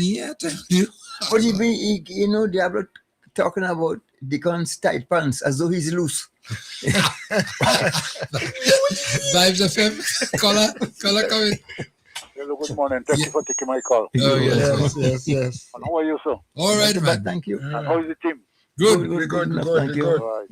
Well, you see, now you have a big crying baby. Right? A big crying baby. You know why she became the big crying baby? She conscience bitching her. Yeah. You understand? Yeah. When she look at what's going on around now in this present time, and she had to go back and beg the same people, it leaves her she conscience. Yeah. You understand? Yeah. So it's hurting her. Yeah. But she got to do it. You got to do it. Your conscious mind is a serious thing in life. Saying it now. Yes. We're gonna have a lot of crying this next election. Diablo gonna cry too, Before and after. Diablo gonna cry. Watch out, because remember last time he was begging, please, Grandpa, give me one for the road. Oh God, I go in there. This time it's tears. I'll watch. So that's what's going on there. Yeah. Right. Look at it now. They're talking about the hospital that they're going to build. They're going to turn the sale for. She said she's not going because it's supposed to be next Friday. Next Friday. She said she's not going. She ain't going. Because the idea is they can't say that and they're wasting money. Right? And the thing, because why? They tell her about it too late, they never discuss it. And she think, I listened to her saying that on GBN radio. Discuss it? Right? She would not go? She said she's not going. Okay. She would not go to the sale turning ceremony. She said so. She said check GBN and you'll get it there in the news. Okay. On the news, yes. Well, I agree with Emlyn. If she ain't go, things will go better. I say if she ain't there, things will be better. That is it. Because the policy about it is. All the time they're talking about it. Since the things start up, they talk about it. They go to cabinet, they talk this kind of thing. And now you're saying you're going to just invite you to it. Right? But they must remember, and I want them to understand, The same thing when Gary was trying to bring school of medicine in Grenada. Right? They condemn them, they go them to the lowest, is what they do see. To get rid of school of med. What school of med today is one of the biggest taxpayers in the country. Not one of the. Yep. Not one of the. It is the biggest one. The biggest taxpayer in the country. Yep. The same international effort they didn't want under Gary. Right? They make all the drama, they do all the things. After that, the revolution coming, and as soon as they come in the 13th of March, October 1979, the 13th of March, October 79, they start the effort. Where they get the plan. Yep. Where they got the plan. Yeah? So these people and them, they are very dumb pressed to this country. Right? They are very dumb pressed. Anytime Grenada try to offend, he can. The porcupine tell Grenadian and them young people after Ivan, it don't make sense going to agriculture there's nothing in it. You understand? You don't encourage them because the parents work agriculture and they dead poor. But you won't tell them how we come to get the education he have. How his father get the money to the cane mill he had and the grandfather. They don't say that. What they doing? Disencouraging till they watch it. Now we're talking about you want to bring in agriculture. They can have them fighting the best to see to get the youth to get into it. And they're still trying to disencourage them. So where are we going to? Let's get down on the knees and ask God to look into this country. Let's go place that serious. You hear England tell all store food. Remember, you hear that? Yep, I heard you. England says store food. Store food. You just might need it because you don't know what's happening out there. And have a good day. Okay, thank you so much, sir. Right on. It's not a matter of you don't know what's going to happen, you know what's going to happen, so you have to store food. I mean, we see what happened, the trajectory that's taking place. But today, not to twist the subject any, but today's supposed to be the biggest assault on Iran in the whole today, you know. Well, they have to reach a state where they have to just go all out because this peace thing, they do some, they destroy some, they stop. But go all, when you say go all out, what do you mean? What all out? Go all out. The threat from Iran to Israel many years ago that will annihilate you. They will wipe you off the map. I'm just saying. We all know that is the threat that's been existing. They say, listen, now we'll just wipe you out. So I'm just saying, instead of this peace thing, you do something, you stop. You do something, stop. You know. But and if they want to, you honestly believe that Iran is in any position to annihilate Israel, to wipe them out? No, I don't. I'm not saying that I do, but I'm just saying. No, you talk about today being. But that's what they're saying. Yeah, that's what they're saying. No. The United States and Israel together state today is supposed to be the most severe fighting in all the right. So I'm saying instead of doing this. It's about time. So but I'm trying to ask, what did they consider all out, and what is it going to accomplish? You bomb down some more buildings, and where does that lead you? And kill people. Where does that lead you? Huh? So somebody ought to tell these guys and them this kind of a big papi attitude, and this bomb people in Sweden is not going to work. No, you can't. That can't work. So let me take another call. Vibes FM caller. Caller, you on? Caller, come in. It's me again. Yes. It's because you bring up the topic of the war. My whole thing is this. We just sit down and just watch one man just destroy the whole world. That man mad. He's senile, he's sick, he's a narcissist, he's a racist, he's a every damn thing. And the people, I rather blaming Trump so much, you know. You see the people behind Trump, just as in the NMP, all of them, a bunch of clown, a bunch of yes man and yes woman. That is all who is behind the Donald Trump situation. Yep. My thing is this with this war. You say you have international law and you have the ICC and everything like that. Israel never said that they have nuclear weapons. Correct. They never let the IAEA go and investigate. Never. But they always want to know what's happening with Iran and other countries. Yeah. If we go back and look back from since 1980s, Netanyahu keeps saying that Iraq have weapons of mass destruction. Look at what happened. You talk about Libya, Obama go they bomb Libya, they kill Gaddafi. then you come back. You train America ITs to fight against the same Iraqi codes. They come back, the ISIS come back and cut Americans' throat and kill them. How much times that happened over? They bomb Libya, they bomb Yemen, they bomb Israel, come and they bomb the southern part of Lebanon in 1983. Yeah. Wait, listen. How could one nation be the enemy of all the Arab world?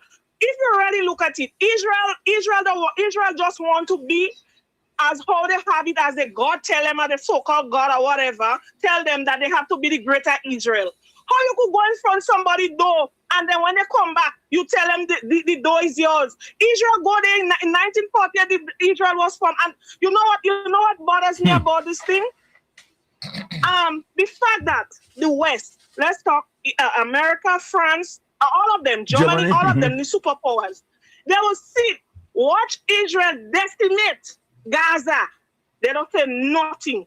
Every time you talk about Israel, oh, you're anti-Semitic, right? But they can kill children, they can do this and they can do that. Who is me and you and Donald Trump and the rest of the West to tell the Iranian how to rule their country? Huh? So because you want to change the regime, you should bomb them. What happened if somebody drop a bomb in America and say they want to get rid of Donald Trump? Would America like it? No. Right? Last year, they said that they eliminate all Iran nuclear M1. Now, you bombed them on the 20th of February, and you're trying to say it was an existential threat. You had a feeling they go bomb you. What kind of thing is that? So you just expect to just get up and bomb everybody. And why is he doing that? He's starving Cuba. Right? Yep. Up to now, you don't hear Antonio Guterres and them on the UN and the international charter. You don't hear nobody talking about it. So Donald Trump just come along and just doing whatever he wants. So right now, if Donald Trump say, you know what, I feel the Caribbean making a bomb. I will throw a bomb in the Caribbean. I mean, come on, man. Yep. It's not a joke thing. We're not even thinking about our people. Like these people are fighting their war and they're not thinking about the future to come, you know. They're not thinking about the future. They don't care because they have all the money. Me and you ain't have anything. And it's a serious situation. So, and when you're bombing buildings, it's not just empty building you're bombing. There's people in there. And I mean, it's time for, well, every time Africa tried to start up, look at what happened. Sankara, Patrice Lumumba, Kwame Nkrumah, everybody just get wiped out. I mean, when you really look at it, America been doing that shit. They come down in Grenada in 79, they go in Panama, they go away. I mean, when you look back at the history of America, it don't so great, it don't nice. Venezuela? It don't nice. Yep. And then America joined with Israel. Israel is America and America is Israel. You understand? And then you have them puppets there in America like France, Europe, UK, where I am here. And I mean, we're just looking around and we just, listen, if you really check it out, Donald Trump feels so isolated right now because he did what he did, and the allies whosoever he say he had, they say they don't want to be no part of it. Right? It's the Israel war. It's Israel war. And then who feeling it? Me and you, because the last time I think our caller said we're going to pay $10 for our bread if we don't want to plant food.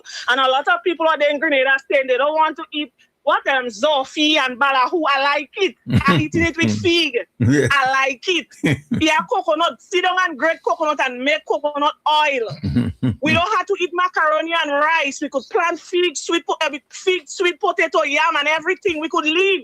We have kalalu, we have pumpkin. We could live. We could survive. But it's where we channel our energy. It's not just because we did only and we find what everything that's happening in this Western world right now in this globe affecting everybody right now in England. We may go England, they may go on a lockdown because they have an outbreak of meningitis. You understand? And it's a serious situation. Speak, sister, speak, girl, speak.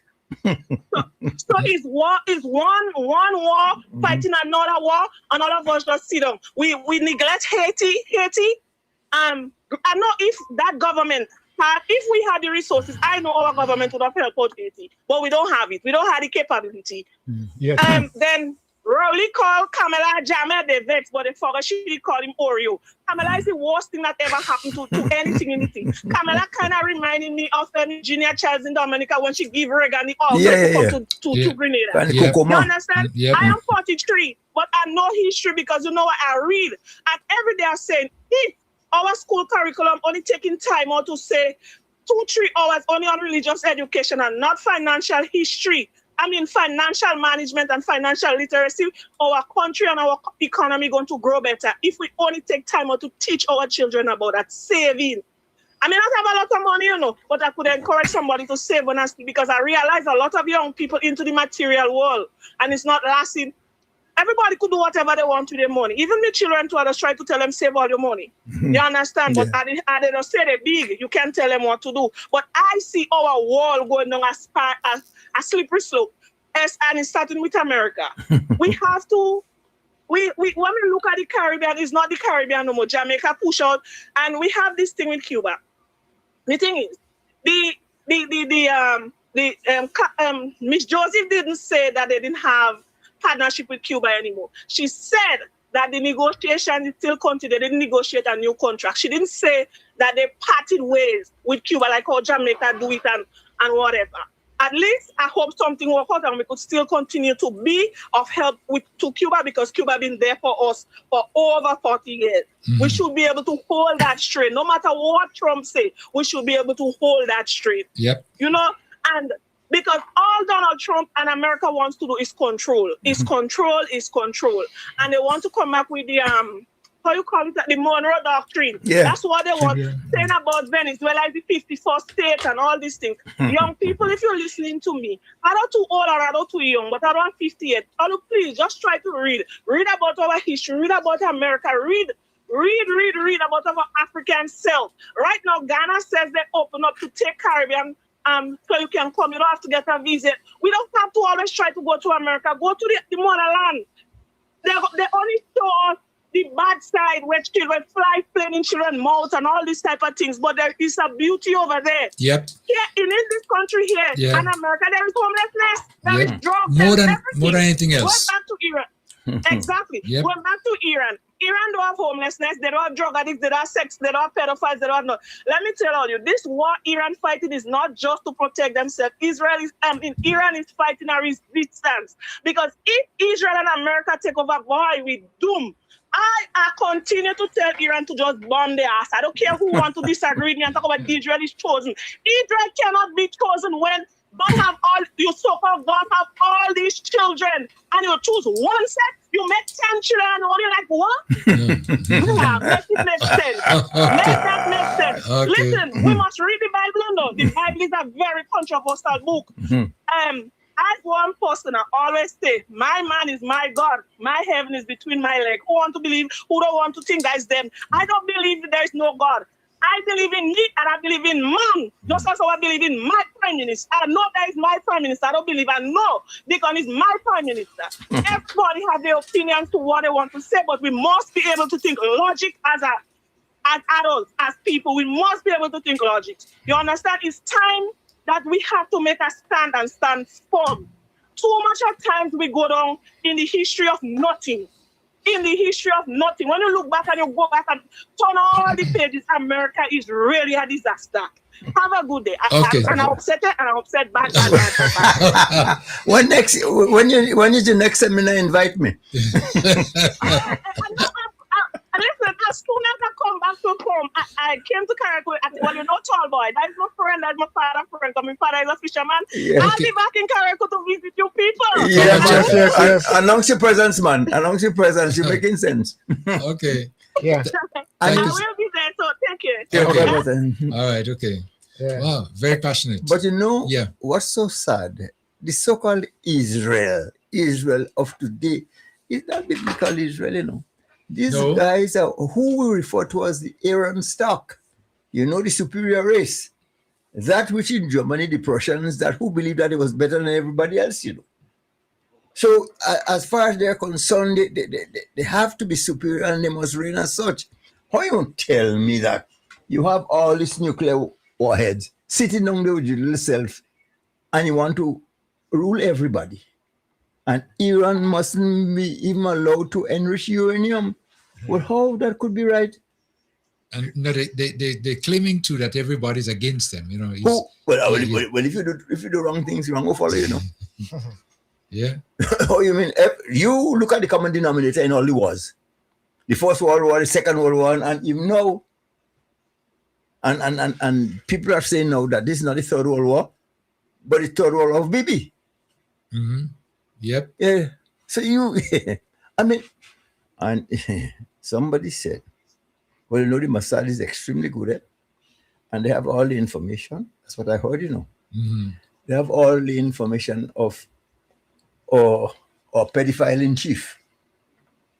And so anytime Bibi wants something done, you just remind him, hey, listen. If you want to do it, boy, watch it.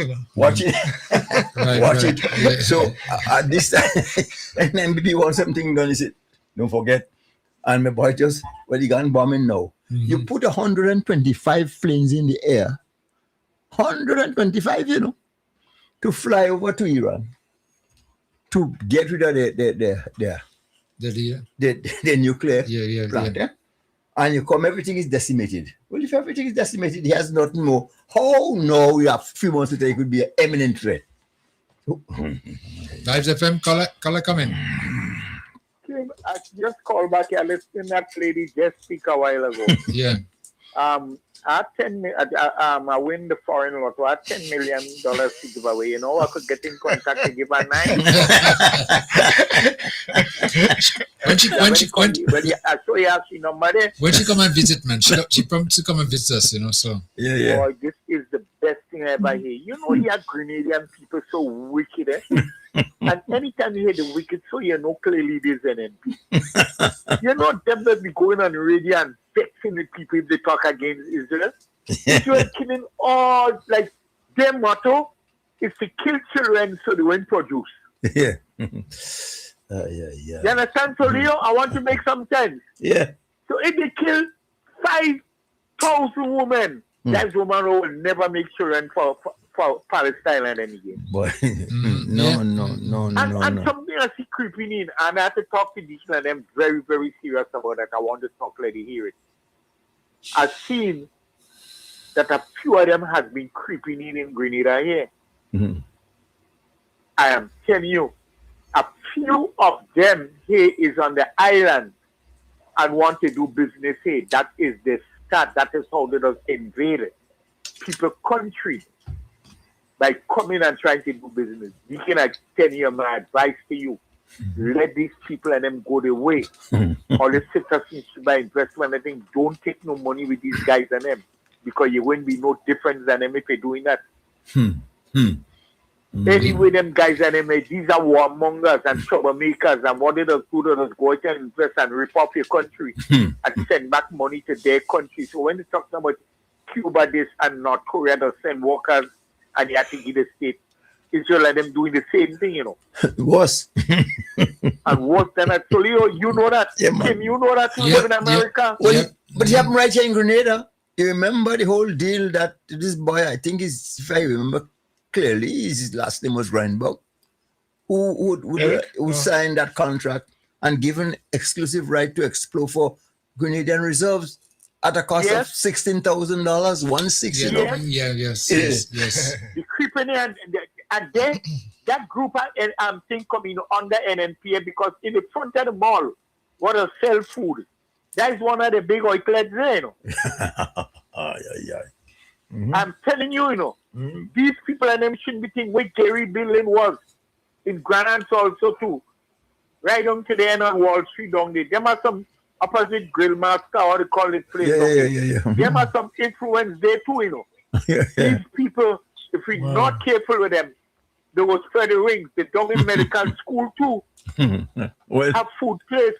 Them should be in Grenada at all. Only one mistake, and I don't care what nobody, I come like you. One mistake Hitler make, you know. He didn't get rid of sufficient of them. Yeah. But, well. God forbid it to have no sympathy in saying that. These Israelis and them, what they doing in Grenada? What they doing in Grenada and start creeping in? A lot of people are showing concern with Hussein, that, you know. Yeah. People have seen that been growing. The Syrians and them know about them also, you know. The Indians and them know about them creeping in Grenada, hey, now, you know. Well, I don't know where they pass. I don't know if you come from St. Vincent, then they go Pity Matney, they go in Carrico, and they end up in Grenada. Well, Kimoyo, just call that again, boy. Well, that is the opinion of the caller, not Vibes FM. We don't have any evidence to substantiate the claims.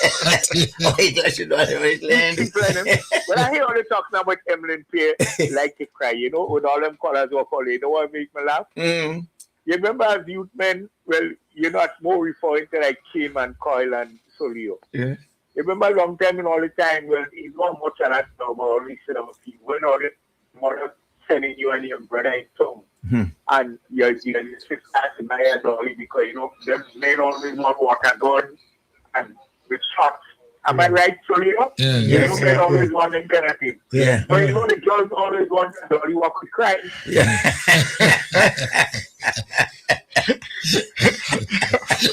Yes. Oh, you remember that? Yes. I see here. The chain up the dolly and the dolly said, oh God, your mother in trouble. They want dolly again, and they want them for $5. Yeah. The other crying dolly. So children now, I hate the want some for Christmas coming. So they bring in a lot of dolly to cry for everybody to laugh. Because all them dollies come like Emily Pierre, so people buying that they laugh, you know. All the kids will be laughing at Emily Pierre dollies. Well, I man, boy, that person who went create that to make real money. Yeah. I wonder what does she like to cry. Is bad she do people mad, boy? Boy, yeah, certain times he just come back and get you, you know. Yeah. But I think after Sunday came, because that's the last time I called him. I'm not telling me to ask you a question. They say don't hold the heart and don't give them bad feelings because only you will go take. We do hope on the motherland, which includes Keriku and Pity Matney. We do hope we begging. And because since Friday gone with the fish thing, people tell me, boy, when you talk, try to ask the man, especially the cast people behind it. I hope you're bringing the things on this. Well, I'm looking at the schedule because they have a morning session, an afternoon session, and an evening session. Because the morning session is private. Right, yes. With the legality of selecting the leader and the deputy leader and general secretary and all them things. Democracy. And then they go into another session again, and then the last session would that's when involve the everybody public. could come in now. Right. And they're making everybody know who to be, who elected what position, right. and then they're giving you their slate of candidate. Right. So people saying, I think I just talk about 5 men, you know, about 5 people. They say, oh God, Germany, you're more easy, you know. They say that information I can't go refoot. They say, oh God, well, them have foot now. They say, but what you say, I laugh. I never did know that, and you're right because he say Kim and then back you with that. And he say when he make a call, he say yes. A man tell him couple of since before they had this thing in go up. Them fisherman gone right since the week before. Yes, they're gonna. So all of them was going for 14 days and the 15 days. Yes, they get the word long time. Ready to come in this weekend. They come in. Yeah. They've been out So there. they say that's the biggest joke ever here. No man, yeah. If a blind man like Joe Man could tell you. And when they follow up, the information is right, and they say they're calling all the profit now, you know. They say all this profit, you know. You Brother Coyle and Solio, you know, Kim.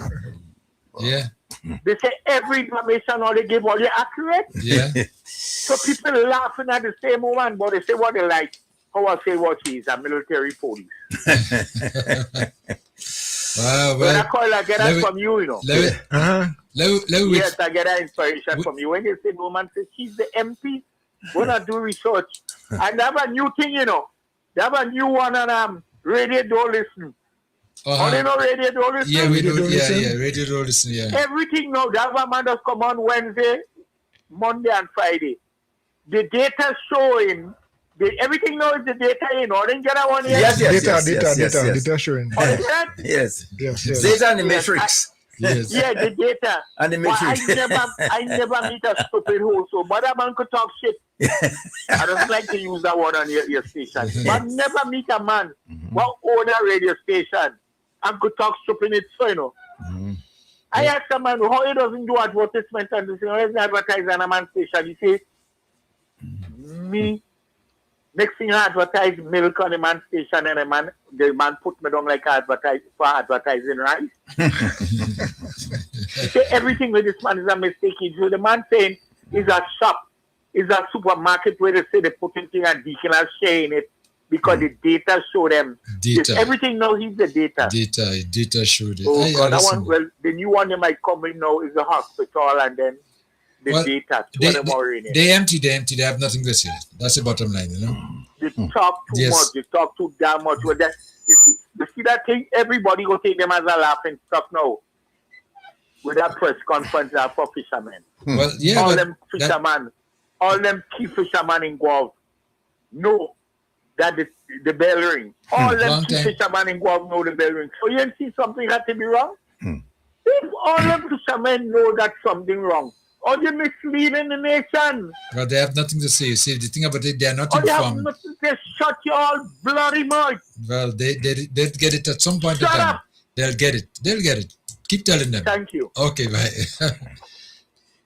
Let me remind our listeners again the telephone numbers. 403-0101, 403-0101, 443-0101, and 458-1914. I'm telling you, this coming election, we're going to see a lot of dialogue going on all the sides, but it's going to be very interesting because the DPM is the People's Movement. Yes. Right. Okay. Democratic, whatever. Democratic People's Movement. Right. Okay. They are going to put a spike in the NNP vote. Put a big spike there, and that would be another cry again for. Well, I don't think Emily might be at that time the leaders, you know, of but the whole lot of them, be it Emmeline, Clarice. But Clarice out of it. Yeah, well, Boyne, what about Boyne? Boyne, did they announce anybody? I think Oxford, is Oxford going by Boyne? Oxford, I'm not. I was trying to follow up on but that. I don't think Boyne is going to be contestant. Yeah. I think it's Dwight. I think it's Dwight Oxford. I think it's Oxford going by Boyne. Yeah, I think so. Well, they have to reorganize. I mean, even Kit himself is not there, and all the older ones, as of now, senior ones, yes, as of now. Yeah. The one in St. Mark, she's out of it. She's from a doctor to another doctor. Yeah. That's how they. St. Mark's up a new young doctor. Yeah. Okay. Right. So all these senior ones, you know, like Bowen and so on, all they are not. They will not be. They have new people. But they didn't announce a replacement for Bowen yet. No, I think, but they didn't announce it yet. I'm not sure, but I was hearing that Oxford would be the contestant there. Because I was hearing that Bowen still wants to contest, you know. He can't want to contest again, man. Come on. I mean, come on. I mean, really. You want to? I don't know. We can. Leo. Oh, God. You have some, Vibes FM. You have some awkward. Caller, come in. Yes. Caller. Forgive me for coming back, but I see all the formula a little bit. Oxford replace Bowen. Okay. Right. Yeah. That's what I was saying. Yeah. That's what I was saying. Okay. I heard that. Yeah. People and them don't want Oxford, you know. Yeah, we know that. Based on what's going on at the ground up in St. Paul's and Labarino. Oxford right now, you know what is the talk of there? People is saying it's better Bowen contest. No, people saying that. You see now, Bowen might have a better command in terms of reaching people up there. Them young people, and then they don't get the rumor on the street already. I have about 200 basketballers of the male as well as female. Everybody here in my whole listening wise, they could tell you that. That was my base with Alexis to make sure and let Labary come and St. Paul's at Basketball Village. And I did so with the Lindsay and the Manhead and Eagles and everybody, and the Kimon Christopher and everybody. These men, I call Boeing. You hear I tell you I just call name Kim. Me and Mr. Boeing had a good talk yesterday. And I tell him that he's my friend. Boeing and Bola is my friend. Yeah, I said, Bola, I said, Boeing, boy, the talk on the ground is people saying it's better you did run than Hartford. Because they don't wipe out Hartford already, you know. You have some seat in tongue. This tongue here, don't play with it, you know.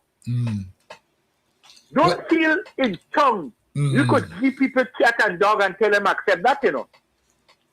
Well, in that constituency, they're going to have two pastors, right? Huh? Pastor. Two pastors running. Yeah. Simon? Yes, Simon. Yeah. Pastor Simon running up there too. DPM. Yes. But they're not, when I told you there's two pastors running, not there. Not there. I can't say nothing. I can wait until after Sunday. There's another pastor and there's another place, but I thought Kim, Coyle, and Solio, I thought all they got an estimate already. No, not yet. No. So That's what I tell you, Sunday Kim, you will be really interested. So that constituency gone to the clergy? Well, you can tell that. You know that constituency always have a record, always have a stigma. That's a pastor always running up there. Okay. Well, yeah, because we have what's his name? The Telesford there now. Telesford now, yeah. Telesford is there now, you know, and he's going to take it by landslide, just like he beat Boeing the last time. And the other's going to just come in third, fourth, and fifth. We don't know second, third, fourth, and fifth. Well, you remember Carl who they run up there too? Oh yes. So I'm telling you that up there always have a pastor and he always favor NDC, you know. Because when Carl Hood run, you run an NDC ticket. Okay. And then you have Philip Telesford now. He's a pastor and he run an NDC ticket. Yep. And then you have Pastor Simon only come the men and vote. You understand? So he gonna be selling in a boat for himself. What? So them men and them will destroy all this man. What could have stand up and put up a little fight with them men and them right now with what going on? It's Boeing. I mean, Dwight is my partner. I tried calling him to tell him that because he don't understand. He start off good, he not listening, he not taking calls. A man of this tell me that he start off very good. But He you're not taking taking calls. calls. Okay. All right. And you know when he's a politician, he's not taking calls, you know he does go around. Yeah. They say, a man who does play with St. Paul's, that what I said, Paul's big man here. He called me because he tell me he has some pampas. So I say, well, do I join in with all your bay? You say, who, Mr. Singer? He say, he start off good, man. I say, how good? He ain't taking calls. So I'm telling you that ain't easy. Kim, I'm telling you. Kim, after I Sunday. still feel you and Coil, particularly not so much Solio. Only know who's the another part. Always trying to play games. I don't know if I'm accusing all of, but you, Kim, you smart. You know who's the another pastor. But you're doing like me. You ain't calling him until after Sunday. Well, you could call him because think he go be lunch. After Sunday. He might lunch if he make up his mind after Sunday. making up his mind. After Sunday. But he's on the list of consideration to run for the movement. Yeah, we have a few of them lined up there. You know, the Attorney General running too. Well, German, I could tell you one thing. We have to reassess car, you know. You have about 15 different wristbands, none are yellow. Yeah, telling you. So I hope he don't no green one. That's the point. That's the point. Is what I is not what I have. Is what I don't have. Is what I have. What color you represent? Yeah. I hope you don't have no green one. No. Red and blue. I lie down on my bed here, and very often I have to change my towel and the rag. and a lady went to buy 5 towels for me and 5 rags. And the worst mistake she could have asked me is what color rags and towel to buy. I said, it's obvious. I the only man have yellow pampas. Yeah. Okay, my Okay, Okay, take care. Yeah. Okay. 443-0101. 443-0101. I think, let me see, we had some calls. Oh boy. Okay. They're going to call back. Callers, you could always call us back. You know, sometimes miss the calls that you're trying to get in touch with us to your views, your concerns, your opinions, as always welcome, you know. But as it stands right now, with Sunday, after Sunday, a lot of names are going to be called. Okay. I have a list of some names, but I ain't calling them yet. Leo's name on the list. So Leo, I mean, I think that you know, everybody is reaching out and feel that Leo is a good candidate. You know, a good candidate. Yeah, he coming with experience. I'm at a loss. You're at a loss? I good candidate. Well, in Carriacou, you're gonna have 5 candidates. I think it's 5, eh?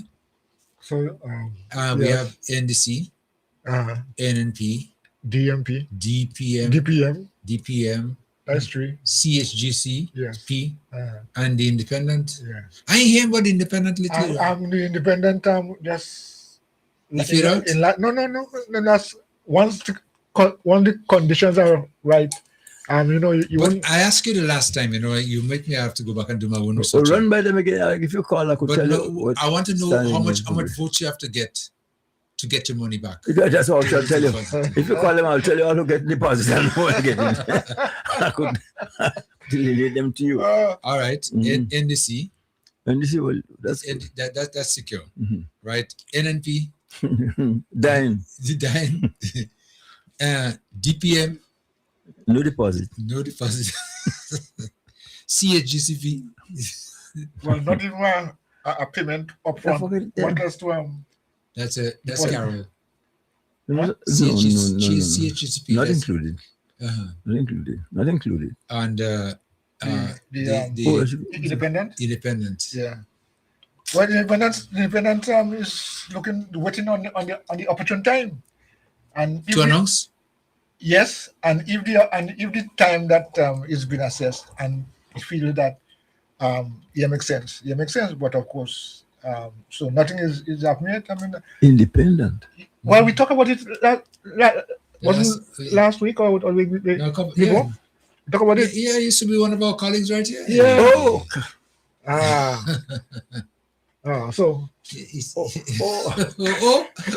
What's the next letter after O?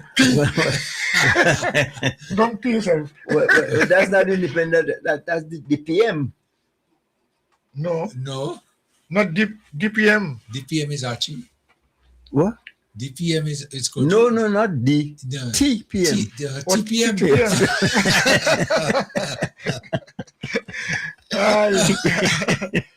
TPM. Oh, maybe. Yeah. But I don't think the person is in PM, eh? No, in Grenada. Yeah, it's in Grenada right now. But there's some filling out and find out what's happening. I mean, live there. They are known. No, man. No. Why? No. No. Yeah. That is a possibility.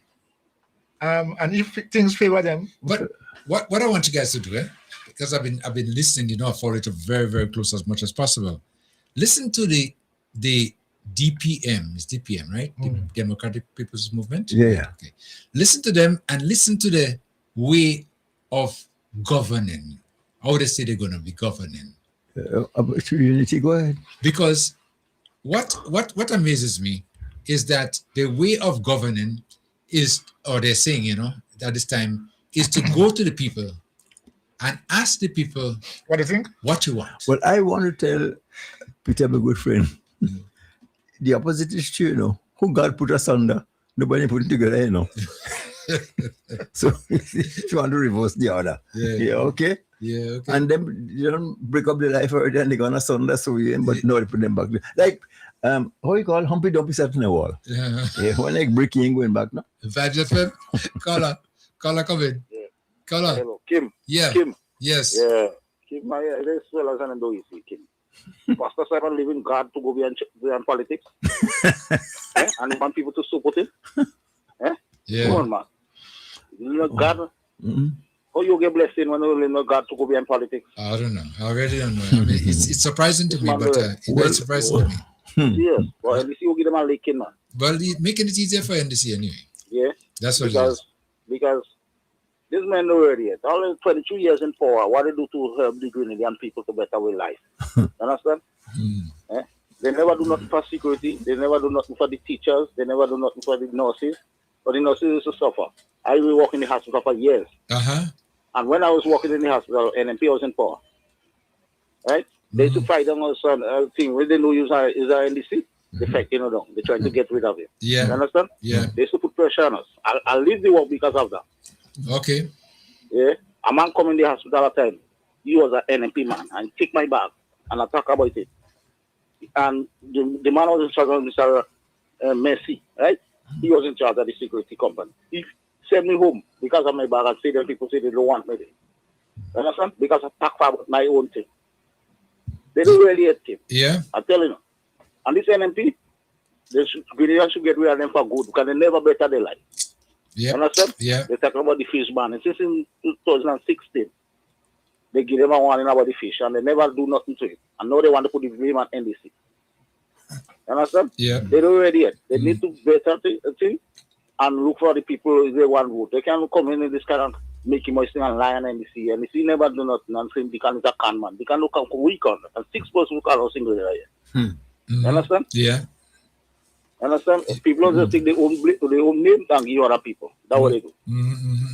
Yeah. So tell them they're ready. Okay. I will see. All right. Thank you so much. Yeah. Kim, talking about security. Yeah.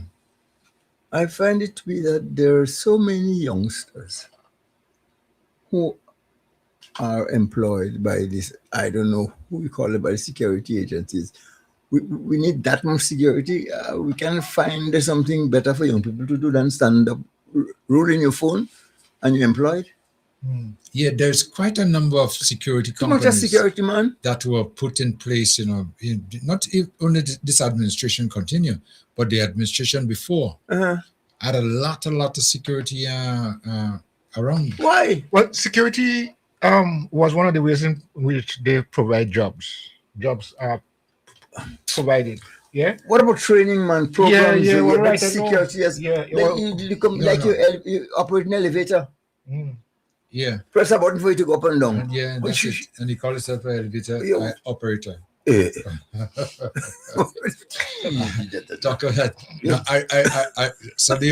I talk about that. I remember back in New York, you know. Yeah. I went to get this job, you know. Yeah. And they were going to give me some training for the elevator, you know. So when I got inside of there, all the numbers for the floors, you know, you see You see when you want to go on 4, just press 4. Tell me something. In less than 30 seconds, I was trained. It's self-explanatory. So we wasting people time, but give us people something more productive. As a result, I watched some of them fellas, their muscles is jelly. Yeah. I think a lot of them security get bung on nail, you know. No, they just. But it's not only the training physically that is required for security, no, but mentality. That is also a key factor in training. And if you don't have that, if you can think, well, I mean, I don't understand.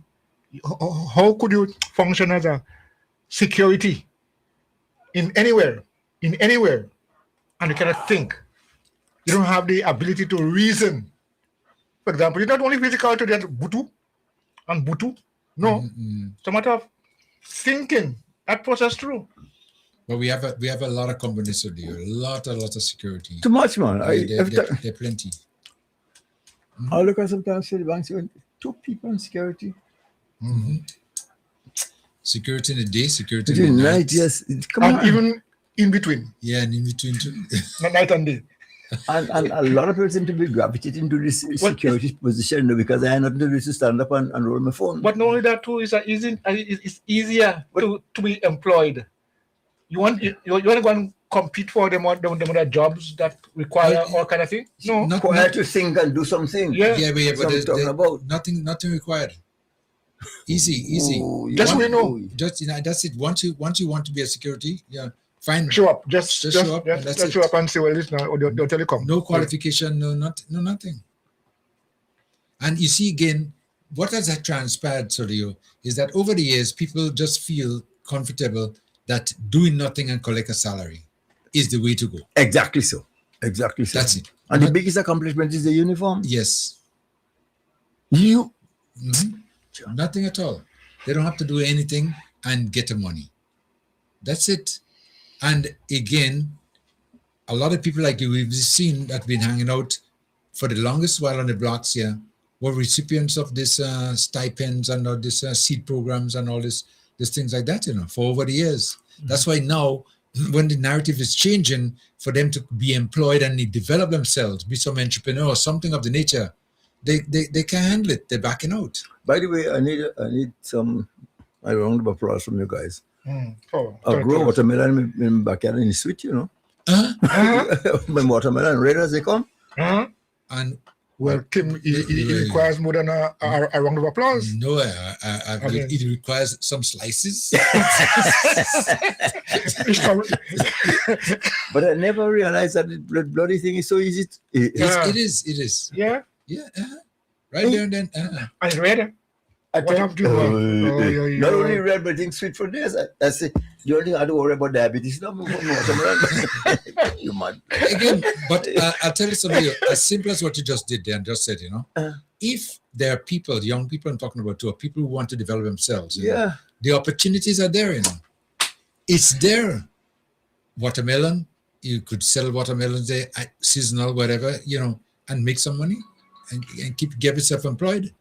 Them young fellas, you could get up in the morning. You're bound to go long line fishing, No. No, it costs me $13 per pound for fish. By the time the fishermen come and the market vendors buy it and put the fish, and you pay the clean $13 a pound. Yeah. So I mean, there's a lot of opportunities out there right now for people to take advantage of, And if they need any assistance, the government is there ready to assist them, And the sad thing, the only qualification they need is discipline, That's all. That's it. Discipline. Get up and do something when they like. As a matter of fact, you don't want to wait until daylight. I mean, you have to just depend on daylight. Once you put it down in the ground, and you have. But I believe water. I believe the attitude of most people now. The attitude is bad, but it's changing now. It's changing because I've been seeing some young people, who are trying to get into some business of them, to develop, some sort of stable income, and to grow, and I go around the main street and I see these two young guys who probably continuing the mother's business, the upholstering and so. Yeah. And I said, boy, you guys make me put a smile on my face every time I see you guys walking. Yeah. And then I said, but you must invite some of your friends and mentor them. He told me, we have a lot of friends that don't want to work. Yeah, right. You want money? There's money they want, and they want work. Wow.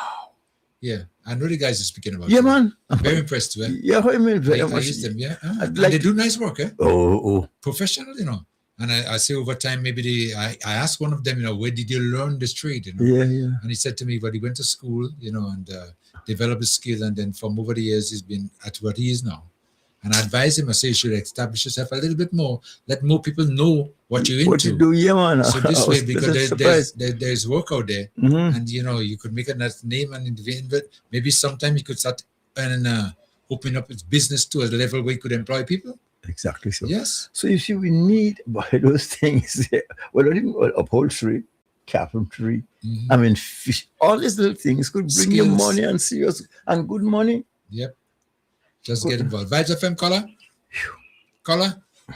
Hello. Yes. Good afternoon. Yes, you're on. Good afternoon, so Kimberly and also Solio. Good morning, sir. Good morning. Everyone of you. Yes. Yeah, I was listening intensely to the program this morning. Right, true. And well, Solio, I just want to refer to the watermelon that you are actually boasting about there. Yeah. I hope that you are eating all already. No. Yes. But good program as usual, and I hope that folks are listening like I do, and really apply some of those good advice, because we all are in this country. We all have to do something to help the situation, even our own situation, that we learn how to beg for handout. You understand? Sometimes folks tell me I'm working too much and, I'm doing so much a thing and whatever it is. I taught a lot of folks. Let him talk. I made a lot of contributions A lot of these guys become electricians, plumbers, carpenters, masons, and all, you know. Mm-hmm. So I've been quite making my contribution in this life, you know. I mean, for those, I mean, we don't like to see me alive. Well, may God have mercy on their soul as well as mine too. But you know, but that is good.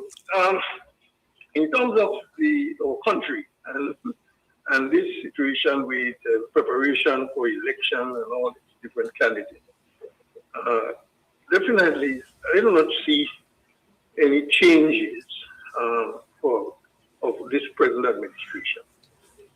With the approach, you know, the vision, and also the contribution that they are making, you know, these are guys that are not sitting by, they are working, right? Mm-hmm. There are people there, you know, to put there, to come and tamfool us, like, you know, talk a set of things, make a set of vague promises, and then when they look for deliverance, what we get is captivity, right? And child abuse, you can call that too, right? The Bible tells you, suffer little children to come unto me, and also to forbid them not. But instead, you know, we sometimes go the opposite. And it's very detrimental for a country because there is something called karma. And I know, I listened to one of the girls, someone who called earlier, and they were talking about, you know, what you call, you're getting paid for your deeds, really. You know? Yeah. So we have to be very careful what we do, and I think some of us are saying these lies and think, you know, you know, come back to Honduras, and appearance, and you know, whatever. If that is the system in which we are putting forward, you know, it is very detrimental. And I mean, we all have to reap the seed that has been sown, the consequence of it. You know, it affects all of us. So when you know something is not right, you come and fool me, and then you make everybody eat me because you're talking the truth. So you want to get rid of me on the face of the earth. What kind of thing is that? So truth have to reign, and that's why the Almighty put judgment there in terms of your deeds you will have to pay for. So let us do the right thing now. So, yes, okay. I agree. Yeah, let us do the right thing and practice the thing so that we all can enjoy the fruit of our labor. Yes, and you know, laboring and destroying people, you know. So true. And the one thing I could tell you that today's karma is more efficient, you know. Today's karma is putting up with bureaucracy, you know. It's not as you do me wrong, I'll do you wrong tomorrow. But when I think about how quick Peter was able to get back at Diablo, I say yes. Yeah, but karma was no time. No, it was no time efficient. I mean, you seen it? Yeah. You live the ocean. Yeah. You seen it? Okay. And you know, so be truthful. I mean, you know, you suffocate people, man, and you coming online and pretending, man, you know, you do wrong, man. So, try to make up the thing and fix up the thing proper, you know. But you know, try not to like hypocrisy and all kind of thing and make believe. I can't walk. A lot of people pelting stone at the wrong man. Yeah. You know, you deserve all the stone. You know what I mean? Okay. It's very sad. All right. But anyway, it's a wonderful program, as I said. You know, we all get a lot of information, and you know, I've been listening quite intensely. Okay. You know, right? You could hear me because I'm walking my hand, walking, and I'm talking to all you. Okay. All right. So. Where the danger will be below. You know? Okay. You know, you don't want to hear. Sometimes you want to trust the Almighty. Be careful. Yeah, be careful. To protect him, right? Okay. From harm and danger. All right. Okay, thanks so much. Right, so okay, bye. Blessings. Okay, bye. All right. Next caller, come in. Caller, thank you for waiting. Afternoon. Yeah, you're on now. Yes. Mr. Leo, Mr. Coy, Kim. Hello. Good afternoon, sir. Good afternoon. Yes. Uncle Leo? Yes, sir. When you say that makes sense with the security guards, some of them could do better with it, you know, but you know what? The money they're getting now is good money, you know. Well, my God. Yeah, you see the minimum wage. Since after the minimum wage. Yes. And some of them don't even say thanks to the government, the new government. Okay. Because some of them going to be 2008, 2000 something when they're over with overtime now, you know. Whole bricks. No, man. Yeah, Release yeah. the bricks, man. Yes, they're getting that. They make, yeah. What? Yes, $8 or overtime. $8 or $9 or 1 hour, you know. Almost $10 9 something an hour, minimum. Right. 9 something. Oh, yeah. Hour. Minimum. Hour. But you know what makes me sad though? Youngsters like that who could be a lot more productive, not only to themselves but for the state. Right. Oh gosh, this thing here doing nothing. It doesn't enhance you. It doesn't develop you any. So there's too much security is old people. Yeah. Yeah. People who try but Uncle Leo. Yes, sir. Don't forget. Now, praise God of this new government now. Uh-huh. The people who, as you said, security is for old people. But the people that will have to go back into the security now, they're not going to get a pension. Okay. All right. So there's a vacuum. Don't forget. People don't teach in professional before they're going to do security after. Right. Now they get a pension now. Yeah. So they go to government sit down. Right, yeah. Yeah. Yep. But, you know, and look, well, we're talking about, we have a big hospital coming on stream. I'd like to see more youngsters who are going and doing, even for Christ's sake, be an X-ray tech, be, you know, some skills. Yeah, some skill, something that's going to help. Huh? Yes, Uncle Leo. Yeah. You always stressing that even before with the money, they should be doing that since with the money you Yeah. several times. Yes. 10 years You know? of money. But now what they're beating on now as well, the place in the coroners where they don't do the test on them there. Uh-huh. What do they call it? Oh, spicel imaging. Spicel, yeah. Mm-hmm. They do blood tests there ever since, yeah? Yeah. But now they're talking for the government to do it in the hospital now. But they forget that's where you're always going to test. Now they want tests in the hospital now. So instead of building a new hospital, do equipment. But why didn't do it before? Yep. Why didn't happen before? No, they want everything done there now in the hospital now. Everything done there now. But you know, one of the issues with the hospital, and I'm hearing that they say that they want it to be done. No, but one of the issues, one of the challenges that that being so is the location. You know, yeah, the location. No matter what the services that you have to offer. I mean, think about it. Look at where the general hospital is, and look at where this one is being built. Yeah, accessibility. Yeah. And that's a very, very, very important thing. I mean, imagine you trying to get care and you get stuck and you just can't go further. Koi. I said it before. God is on our side. Because for all this traffic in town, how would the ambulance person go up to their emergency? Would they go past? Yep. Uh-huh. Yeah, I said before, God is on our side. God is only God laughing for us. Yeah. Because in a normal time in the daytime now, traffic chock-a-block. How you ambulance pass in an emergency? How they going up? Yeah. They don't have a park even when now we have a helicopter now. They could still fly. But when they all land by the hospital now, no way. No way. Yeah, well, that you know, and still we're criticizing the new hospital. Well, yes. Well, they have nothing to do. I believe, you know, they have nothing to do, and that's why they're saying that now. But in time to come, I mean, when they realize that, you know, whatever they're saying is not holding any water, as we sometimes would say, you know, and they stop. That was one of the main problems with this whole site, you know, is accessibility. Yeah, that's one of the Yes. It's only God is on our side. God is on our side. God. Something disaster happened yet. Well, I tell you, with this new one that is going to be built there, I mean, with the location, the services that will be rendered there, is unbelievable that you're going to have a state of this that's in Grenada. Such institution, I mean, really, is more than we could even imagine. Not at all. I don't know if anyone have always seen that guy, the guy that might have been in the steel cage. this talking about instead of building new hospital, they should help the farmers instead. Yes. You seen it?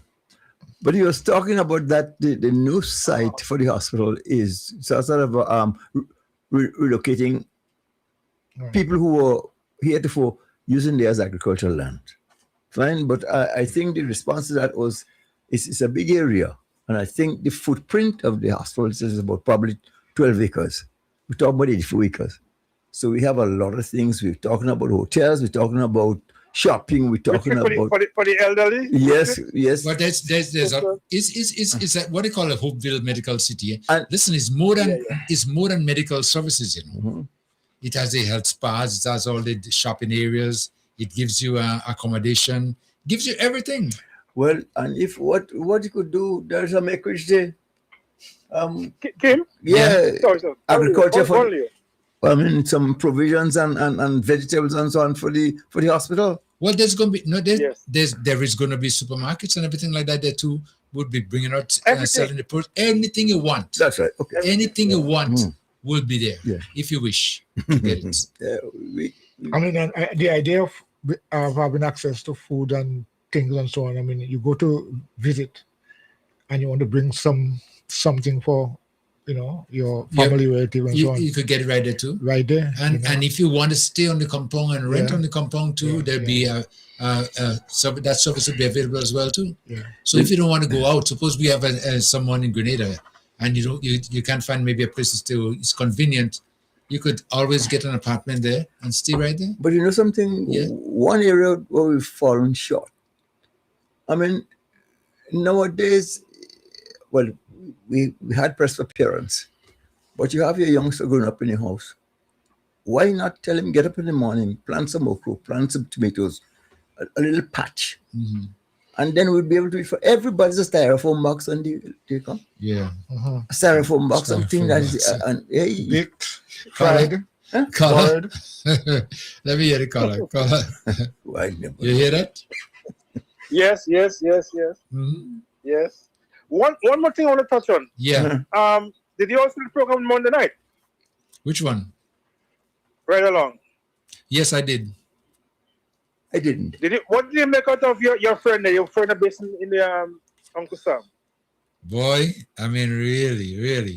I'm surprised. I'm going to tell you, totally surprised that we have someone who's saying that he's from Grenada. That is the embarrassing thing for me, because he's saying that he's a Grenadian living in the US. And did you listen to the garbage that guy was talking? Talking all the garbage. One thing that he touched me on, you know what he touched me on? When they played the clip of the union rep, Jude Bartholomew, yes. Jude Bartholomew. Yeah. Talking about the good things the government do, but he also does bash the government. Jude does bash the government to left, right, and center. Yeah. But he said the good things and he said the bad things. You know what he turned and said? Your friend turned and said? Sorry, when I say your friend, you know what he called him. He said, what you call him, a leftist or a socialist? Some kind of thing like that, man. But you want to know something? God. You know, I spoke to Junior George, and I said to him, I said, listen, don't. I mean, you made a mistake, and I forgive you for making a mistake. Don't make it twice, because you made it already. Kim, you speak a book. He and the other one that spoke about to arrest the man in Grenada. Them two, never again. No, really. I was saying it all along. You see, it's good to have an opinion, and it's good to oppose, but there's a way to do it too, and he doesn't have that, because if you realize that whenever he's speaking, he wants to control the program, and you have it there. Like he's the host. Move on. Everything. Yes, I mean, really. Let's move on. And that doesn't work like that. So because one them our friend called and talk about the one-man demonstration against outside the UN building in America. Yeah. Remember that? Yes. And that he wasn't happy about that too, you know. He wasn't happy. Yeah, but again, one of the things I'm saying again, because I don't want to talk too much of him because he's irrelevant as far as I'm concerned, But how could you be living, say, in the US, and you know what's happening on Grenada, and you say you have your antennas down there giving you information, or you must be there on the scene. You must be there to observe and to make records so you could speak, not what people telling you, because what people telling you could be their opinion as to what the real thing is. So how could you stay up there and running them out? I was so upset with Junior, but anyway, I mean, sometimes you have to listen to them, and What the man's calling, the man saying what's happening, what the benefit they get is in black and white, he in line, he's not false, no, and what he's been paid, he's a rep for the government. Let me tell you, Carla, I ain't want to waste more time and talk around him. No? Okay, so. You what it. That one missed me. That one missed you, yeah. Well, you didn't miss nothing. Okay. Right. No. It missed you, but you didn't miss nothing. Right, okay. Okay, Carla. Thank you so much. All right. 443-0101, 403-0101, and 458-1914. Something I want to talk about. I don't know if you're following that. That release came from the U.S. Department recently, immigration, and they're going to make some change on the B1, B2 visas. Okay. And in order for you to get those, there's certain countries that were listed. Grenada is one of them, And what they're saying is that after you would have done the interview and maybe you would be granted the visa, then a bond would be required. And as far as I'm seeing now, the bond required would be determined by the consular. Okay. If it's 5,000 US, 15,000 US, 10,000 US, Right now, I think they have 15,000 US. From 5 to 15. From 5 to 15. Yeah, between that. And this is one of the reasons they're doing that, to avoid people from overstaying as it's been accustomed. Okay. When you go over there, like I remember, I assist people in getting visas, and there was one guy in particular, when he came back, when he got the visa, he came to thank me, and he says to me, I get it, I say, yes, you got it. I say, how much? Because I was referring now to how many years. Yes, then we want to say, he said permanent. I said, what do you mean permanent? He said, because I'm going back. Yes. Even though they give me a one entry, that was enough for him. Yes. And that was it. Okay. And that is bad for the country, Yes, especially here and over there as well too. Because some of them, end up in a lot of crimes and things like that. But I believe it's a good idea, which should help develop like our country now. Because you will want to stay here and develop your country. Make use of the knowledge, the skills, and develop a country, rather than going out there to develop somebody else's country. Because migration has taken a toll on us, That's what it has done to us. Because as we sometimes refer to ourselves as we have a brain drain. Yeah. Because of the fact that too many people are living here with skills and could make contribution to their country and go over there and build somebody else's country. Well, that's also true. So, and even little Carriacou, callers want to talk about my backyard or my yard. When I even look at the amount of Carriacou culture and the Carriacou way of life that is existing in Brooklyn now and is long gone from Carriacou. Right. You know what I mean? So we lost some valuable qualities, that used to be typical Carriacou years ago. Yeah. And I tell you, boy, you go to a weeknight in Brooklyn or... Is Carriacou? All Carriacou is in? Yeah. And they be bereaved, everything is done for you. Right. You know what I mean? Everybody, and that kind of that community spirit that we now lack. Every time if you tell somebody, boy, pass this cup for me, how much you paying? And we have that kind of luxury, boys. Yeah. They really, really have taken away from us what was responsible for making us who we are. The strength in a good kayak. I remember the Grenada Benevolent Association that started in Brooklyn in 1925. With guys like Gerald Marcel and Felix Kayan from Mount Pleasant, Alfonso from Petit Martinique. So those guys who were responsible for Bishop's College being in Carriacou. Yep. That kind of spirit again is long gone, Yep. I remember. It's long gone. And you yearn for the day when you see. And it was so good for us as a unit. Boy, that should never be replaced. But. No. But right now, I believe, the narrative could change if we decide now to develop and stay in our country, make a contribution here, because we have what it takes, It's just a matter of us implementing, I tell you something, Years ago, there were some people, and I could use my aunt, Maria Scott, as a good example. Her parents noted that she had some business acumen. So they sent her for a short stay, and she went to the US and stayed there for a while.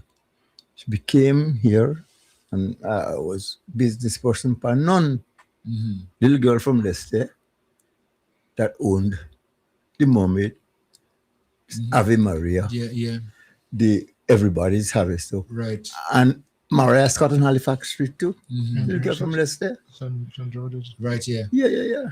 So you see, given the opportunity sometimes, that's all you want. That's it, yeah. And you could say, I tell people, listen to me, when I went to England for the first time, anyhow, I'd gone to England in 1965.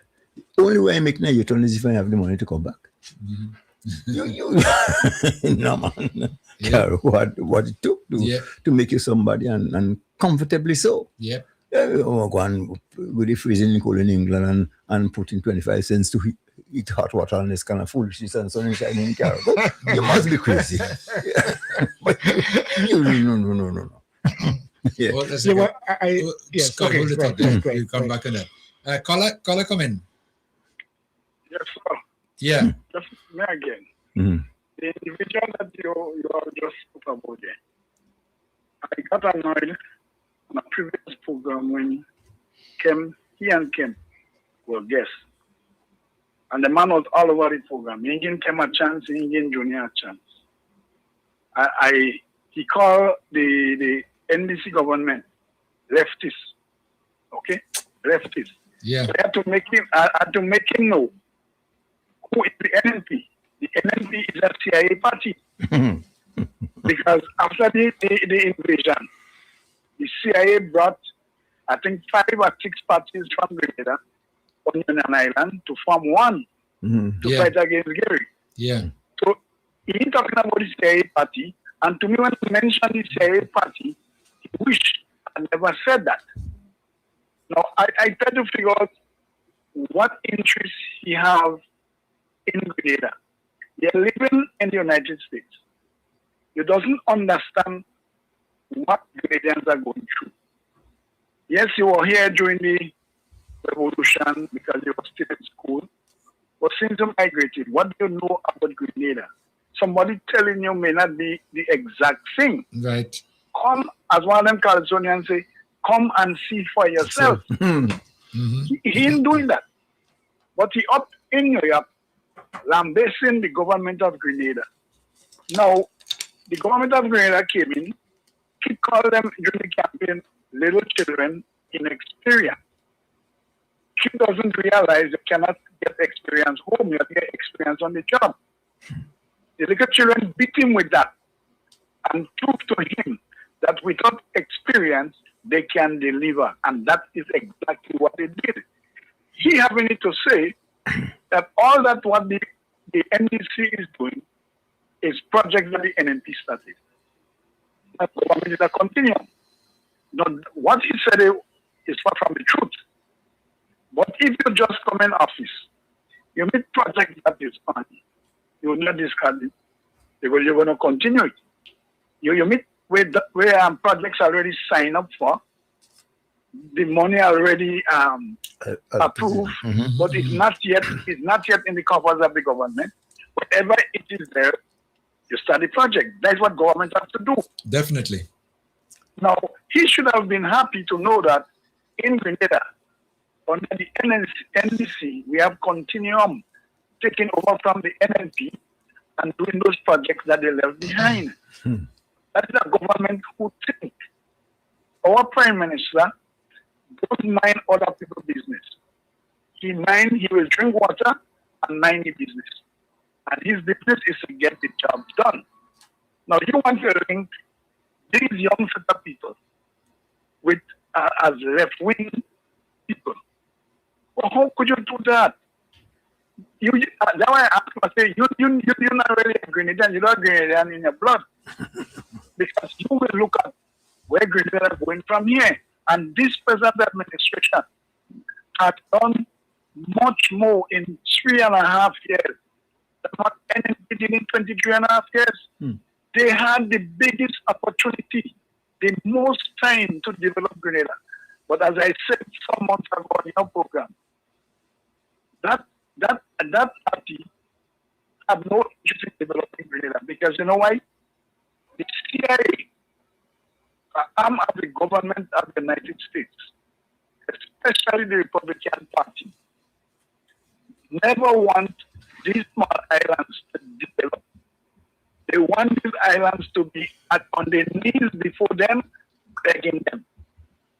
And anytime you find somebody come up to walk away from them and do what is proper to develop the country, they want to get rid of them. You see what they did in Africa with Malumba and them? Yeah. And now they're on the back of Traore. What Traore do in Burkina Faso? Since France Day from 19 whatever, is a little dust in comparing because Traore do much more. Hello. You lost the color. Yeah, he was just making a point there. Yes. All right. Okay. But like he was just mentioning, what the attitude and the behavior that color, on that show there. And believe me, he needs to if you want, like I was saying in the beginning, you want to oppose, but you must oppose constructively. Well, yes, like everything else. I mean, one has you don't just oppose for oppose. Yeah, I mean, you just talk because you get a microphone, or the motive that you have is not one that would educate or help somebody, but would bring them down. I mean, you have to be careful what you do and how you do it. And the next thing is you must be on the ground. Yeah, to know what is happening. Don't make people tell you what people say things with different motives, Yes. I mean, and even though they know what they say is not true, they will still say it because the motive is to get you, one way or the other. Mm-hmm. Yeah, but anyway, but get back to what we were just talking about there, just before we got into this conversation pertaining to visas and what is required now to get the B1, B2. I honestly, I'll be honest with you, Koi, I love it. I think it's a very good idea. Yeah. Very, very good idea. I'll tell you one other thing that I noticed. There are many people, listen to this, there are many people that I know who sometimes would go and apply for a B1, B2 visa, right? And they don't have any finance, any money, anything that they could even afford to get the visa. Just imagine that. They don't have it, but they want to get it. Yeah, and they want to go in the US. I mean, imagine you're going to apply for a visa, and then you have to go to someone to get some assistance because the application costs, yes, and it costs about, I think it's about 190 US thereabout, and whatever any of their costs to get a visa. You don't even have that. And still you want a visa to go in the States. If you do get it, because the visa is issued in Barbados, so the airfare to Barbados again might cost about $2,000. So maybe just to get the visa costs you approximately $3,000, and you have a cent. And now is required a bond. Well, so no, where I mean, things are. I'll be honest with you, Solio. I applaud the bond, Yeah, I applaud it. Yeah, man. Yeah. You can't even afford a vacation. you can't afford it, and still you want visa. You go to the States. And I'm wondering if the bond really would create the desired result, because the desired result is that you go there, you've been given a visa, and you're supposed to be respecting the time limit.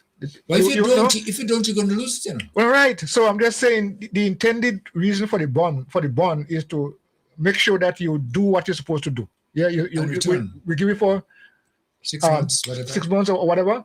Yeah, and when that time comes, you leave, or else you lose your bond. So how would you lose your bond? If how would you feel? You borrowed the money, yeah, and you lose your bond. Well, so it puts additional pressure on you. Well, in the first case, I would say, if you really want to develop your country, you want to make a contribution to the country, you have to stay in the country. There's no if about it. Well, that is so. I mean, well, the brain drain has done a lot to us. In some instances, if you there's certain things that you to get here. If you would go abroad and try to get it and come back and make a contribution, right, it's fine. Right. But we seldom do that. We don't do that. You see, because we're so used to the easy end. Right. That is one of the areas I think we should be a little more hard on our youth in this place. You know, there's a consequence for your behavior, and you have to be responsible. You have to be able to contribute. You can't just be a parasite. You're born for a purpose. Right. Do something. And yeah. It's so sad. But as you mentioned earlier, you know, it's a great idea going out, travel to some other country and see what's happening out there, and maybe you might be able to gain some knowledge, and you'll be able to come back and be a better person. That's why I made reference to my aunt just now. Which left Leicester, okay, whatever have you, spent some time in America and came back and was able to use what little experience she get abroad too. Right. To her benefit, you know? Right, yeah. And it makes a difference, because I remember going through the same thing too when I was back in New York. My main thing was going back home to make a contribution. So let me get as much experience and let me see what's happening out there. So whenever I go back, I'll be a better person. But I didn't go there to stay there to leave them forever and ever, amen. Yeah, you know what I mean? Until I bring me back in a box. And that was one of the circles I really wanted to see completed in my life. Yeah. I to me, but Carriacou has been so good to me. I have this dotish love for Carriacou that I can. I call it dotish? Yes, yeah, makes sense. Go ahead. Because I tell you about, even when I travel, and Europe or any place else, and I see something that's fantastic. You wonder if I want to see happening in Carriacou. In Carriacou, yeah. No, he's right. And when you love your country and you love what you see out there, you're just saying, but you know, this could work over in Carriacou too, you know. Yeah, boy. And as I said to me youngsters, I said, let me tell you something. You see some of us who go abroad, and some of us, you never know what hell we catch. And sometimes when I remember some of the experiences you have, whatever you've done, and people they could ill understand what you've been through. I said, oh, you know, don't always think people have it easy, you know. And instead of you hating on them, emulate. Or assist. Yeah, if you want to be as them, imitate them. Imitation. Yeah, but no. Something is not right with us. The issue about migration and so on, I think it's something that, you know, I see that how we talk in the past about wanting to document our culture. I think migration has affected us so much that we need to document that and pass that on to the next generation. What I mean pass that on, I mean the information. Why is it that in times past everybody was looking forward to leave the country, to leave the island? Aruba, Venezuela, England, the US, wherever. That was more appealing. Yeah, and it was sold as that. When you go to school and you pass your subject and so on, you're talking about seeing how you could build on that. Where you could go? You know, so I'm saying migration, we have to take a very, very close look at it and see how we could get our next generation to understand that doing that doesn't help you, doesn't help the country. So let's build on that and help each other. I think, boy, the framework has to be set up because people, it's a natural thing, especially when you're here and you see somebody with a cell phone. The material things, they're not always easy to resist, you know, because everybody thinks that is the end all to it all. And because we were brought up on the training that we have, everything foreign is good and what's available there, and you hear some stories, and a lot of people just come back, and you have some fellas who just come back here sometimes. Some people as a whole, they could ill afford to pay the rent, but when you hear they give you a lecture, you think it's heaven or not. So and you want to go. And there's some people who could probably make use of opportunities abroad, and some. If I tell you something for little Carriacou, we have a fair share of migrants in New York, you know. Yeah, of course, yeah. You surprised me. I said, why did you leave Carriacou? You know how to buy coats in Carriacou. Why did you leave Carriacou? Stay there. No, but I want to go foreign. The word was foreign. I want to go foreign. Well, make use of the opportunity. You know, if you're going to go to foreign, do something, there's some educational benefits. And mind you, I'd seen some persons who that they found a niche when they traveled. Yeah. Yes. And they really took advantage of it and did well. Yes. So you understand. You understand why that is so. But I tell you, there is something about us here. Instead, I remember back in the day, when somebody would come from Aruba or somewhere, or England or whatever, have you, you'd want to probably assist so that you fall in the favor. Yeah. No. When they come back here, your idea is to put the rigging screw on them. So it's a sour thing. Yeah, you're right. I remember that. I remember that. Well, I have that experience every day. Yeah. And if I decide about it, I don't know where we drop the ball. But this thing, you see, we call appreciation. Appreciation. But well, of course, you see, I guess is the structure at home. We lack that now. These people don't. A lot of not. I shouldn't make such a statement.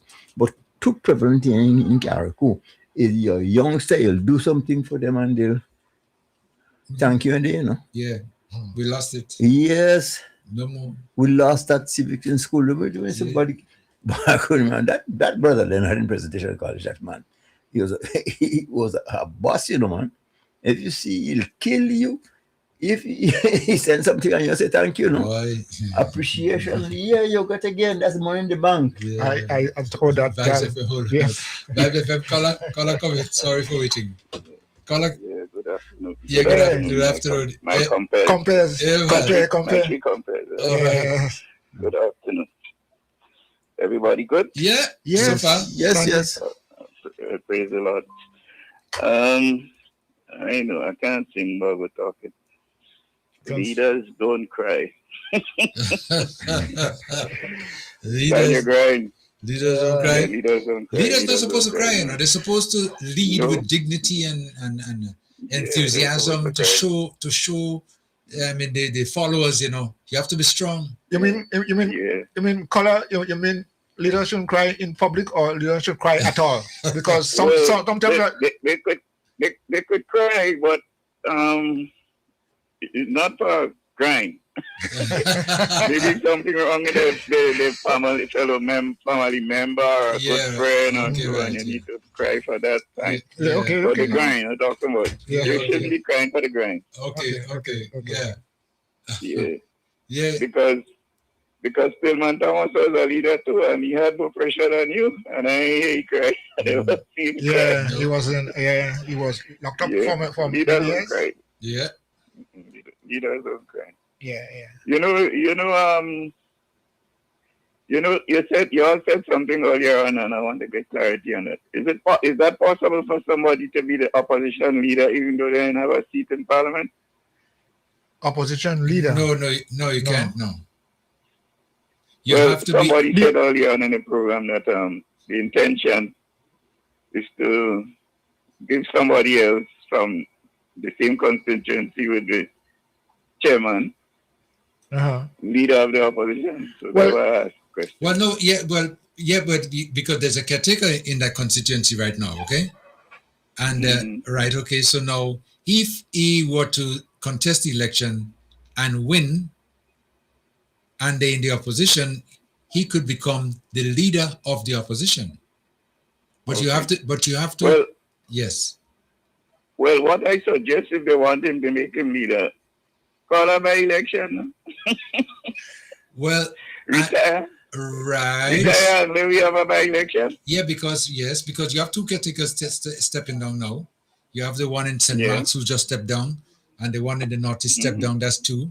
So if you call a by-election, right, and they were to win, then they could become the leader of the opposition. Yeah. Yes, they could become, because they have to be a representative from the constituency to be eligible. Yeah, because the opposition is a parliamentary office. It's a parliamentary position. Yes. And if you're not a member of parliament, you can be. You can hold that. So yes, I agree with the caller. This suggestion is to call a by-election. I mean, in fact, I thought that would have been done a long time, but they're playing for time. No, I don't think they're going to do that. No. They're not going to close do the play. that. No. Well, if they're brave and bad, do it. Yes. No, we're not going to see any by-election, because you could have had one now in St. Mark's, because you have the caretaker just taking over there, a new one. Yes. I also want to say this. It takes somebody, vision. Yeah. It takes a visionary leader to construct in the mind of his cabinet and also the people of Grenada a beautiful and wonderful project like Project Polaris. Yeah. It takes a visionary, a leader and his team, I should say. Let me don't call it that. It's not a one-man thing. It's a visionary leader and his team to come up with a project like Project Polaris. I heard somebody saying that can never happen. I heard the same person was saying when they lost the election, they said it hurt. It really hurt. And I want to believe they're still hurting. Of course. They were very... No, they were very... I mean, the way they said it really... This is why they reacted. The reaction to progress in Grenada is like that, because they were there for 23 plus, let's say 40. To be the full time. I mean in power, but as a politician, 40 years or whatever. And he couldn't come up with a vision. I know Corey will remember. I know if you all will remember. So you will remember. But you remember we had an eggshell building for the hospital?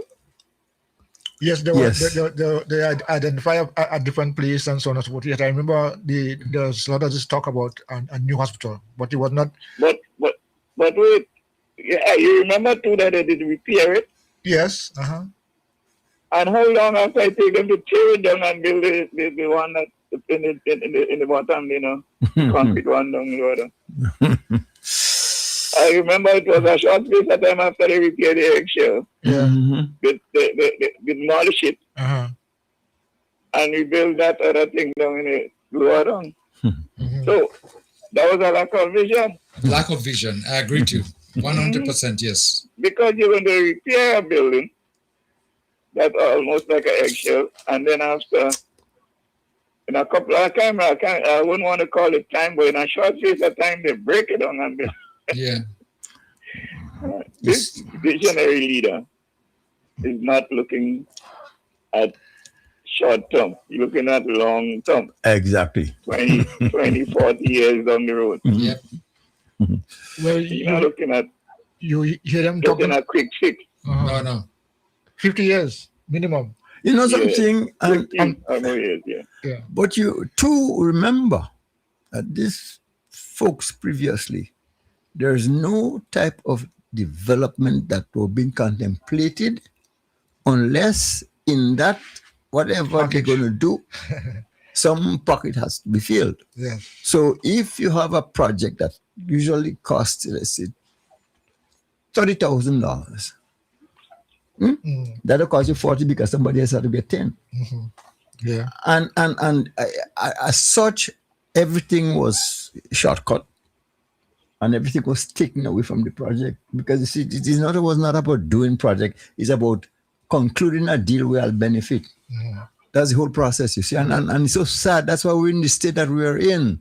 What we lose a lot of money. No, you're right about that, because in one way that this previous government never looked at the future of the country. No. They never look at developing the country so it could benefit at the end of the day. It was all about self and whatever they could do for themselves, and that's it. And day to day, they're not looking down the line. Vision 75 would tell us straight out, what we're going to look like in that. Yes. But before I go, Kim, I just want to say one more thing. He also said that a project like Project Polaris is not in his own words, but I put it in my own words. But what he actually meant is a sham. Yes, a farce. Yes. It's a con. Yes. If you had to take it for the public to hear again, because I saw it on Facebook and I didn't get to see it. Well, the thing about it is that I heard it, I have it, and I'm trying to play it, and for some reason, I'm not getting the audio out of it. But ask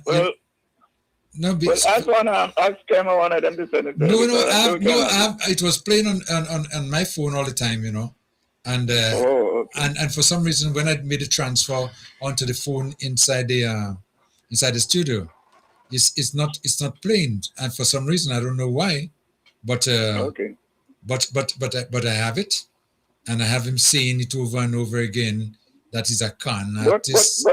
He's a con man. Wait, I didn't finish. You remember what happened before election when oil and gas was found? Yes. What that was a con. That was a con. But he did say, I'm not a stupid politician. What else will happen another time to announce it? Yes. You remember he said that? He said that, yes. So, what did you... And what about the memorandum of understanding for the unions and the teachers and the thing? Yeah. What that was? Well, if you believe in that was a D. That was a D. But wow. What we call? When you speak, after all the things you said and do, and you speak against it now, people like me don't remember I'm a student of history. I will have them thing in my head. Even I write it down and record it, but I don't remember. Anyway, God bless Grenada. We have a prime minister and his team that's visionary. And they don't want to believe it, but it will happen. They don't believe it will happen. Where you getting that $500 million and all of that. When this fellow was in a position to do something for Grenada, he didn't do it. He didn't do anything for Grenada. When he's not in a position to do something, you want to do it? Well, no, he want to do it. He instead of contributing something for the country, he on the con. This fella is obsessed. I mean, I don't understand. He did one thing though. One thing he did well though, but he didn't last so long. What is? The voters farm. Oh yes. Well, you see, he was not in a situation where he was concerned about Grenada. He was never about Grenada, and when he's out, he's all about Deacon. Winning the next election. Yeah, all about Deacon, man. Deacon, that fella, everything says 5 votes, 6 is about Deacon. I don't understand. More than he say. Yes. But remember that's the man that hurt him. Yes. Yeah, it's hot. I mean, we all know what it is to be hot. And as someone that hurt him, he hurt him always than one. Well, he been hurt. Good evening. Don't say go. Bye-bye. Thank you. Okay. Yes. Take care. Okay, you too. No, but believe me, anytime you mention the word deacon, that's a poison to Yes. What if he's sleeping and you hear deacon? You waking up? You waking up, one of the other things that I was just about to tell the caller that, it's not just depending on the people. The hospital that is building is not like a millstone around the necks of Grenadians. He and his team, they have committed to make contribution towards it and inviting us Grenadians to at least take part in it, take ownership, as it were. Yeah. So I'm saying it. So it doesn't matter. He's asking us to put out more and do, and they're not doing anything. He and his ministers and the ministers are giving, are contributing towards this. At the end of the day, yeah, all of us are going to benefit from this project. Well, let me show you something about the people of the country first and foremost. Talk about health. I think that's one of the most important things you could ever contemplate. We're talking about, I remember one time they were talking about this, previous administration have this big idea about going to the Chinese or making it to the Chinese for 200 million US to do a taxiway on MBIA. No, I mean, it's just a good improvement, but they don't have the kind of traffic. $200 million project. Yes, but when you see those kind of things, they could deeply manage it without and go for a deep. They want to imitate, I guess, Dubai? No, not Dubai, but the one in Trinidad, in Piarco. Oh. You know the cost overrun that thing? Yes. Yeah. I follow the.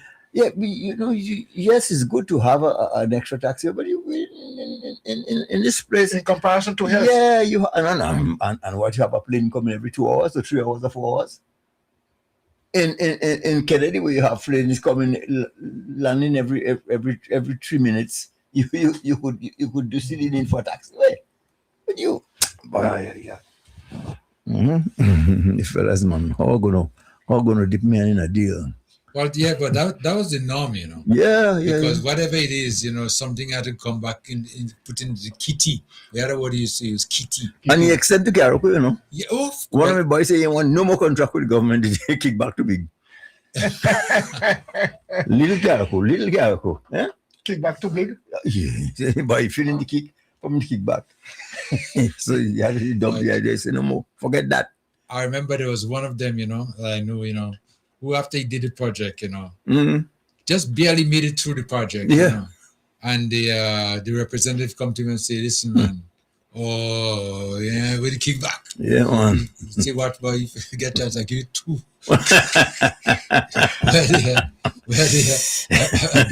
I barely get through. Yeah. You go and tell about kickback. Vibes FM, caller, come in. Hey, Tim, Yes, go ahead, yes. that brother, you know, talk today. That Our caller, you lost you for some reason there. Let me check our next call. Vibes FM caller? I have to come back. I got cut off earlier. Yes. Right. Concerning the hospital Polaris, I'm certain if you were to ask all the leaders in CARICOM concerning hospital Polaris, all will agree that it is something good, not only for Grenada, but for the region. Yeah, definitely. So it takes people with vision who can see years down the road, and start now 5 years down the road. Now, the NDC under was Nicholas Braffett at the time. Either Nick or Tillman. I could be correct in saying Nicholas was 1990 to 1995. Yeah, I think it's under him. They had purchased some acres of land in Monge to build the new hospital because they saw what the traffic will be in time to come. And Tong is a closing area. When the few streets full up with traffic, ambulance got a problem. There were to be a road built. If you know where the stadium is, there is a field just to the right of the stadium, an open field. Wesley College is at the top end of that. That road, they had it marked to build. It taken you right by Steele's Auto, marketing board Steel Auto. Yeah. And straight up to Monge. Right. So then the ambulance would not have to go through all this traffic based on where it's coming from. That land was secured to put the hospital. I think the man who had owned that land before, his son name was Ogilvy. All right. When the NNP came in office, They did not want to do what the NDC started. Now, what was started was on paper. The land was bought.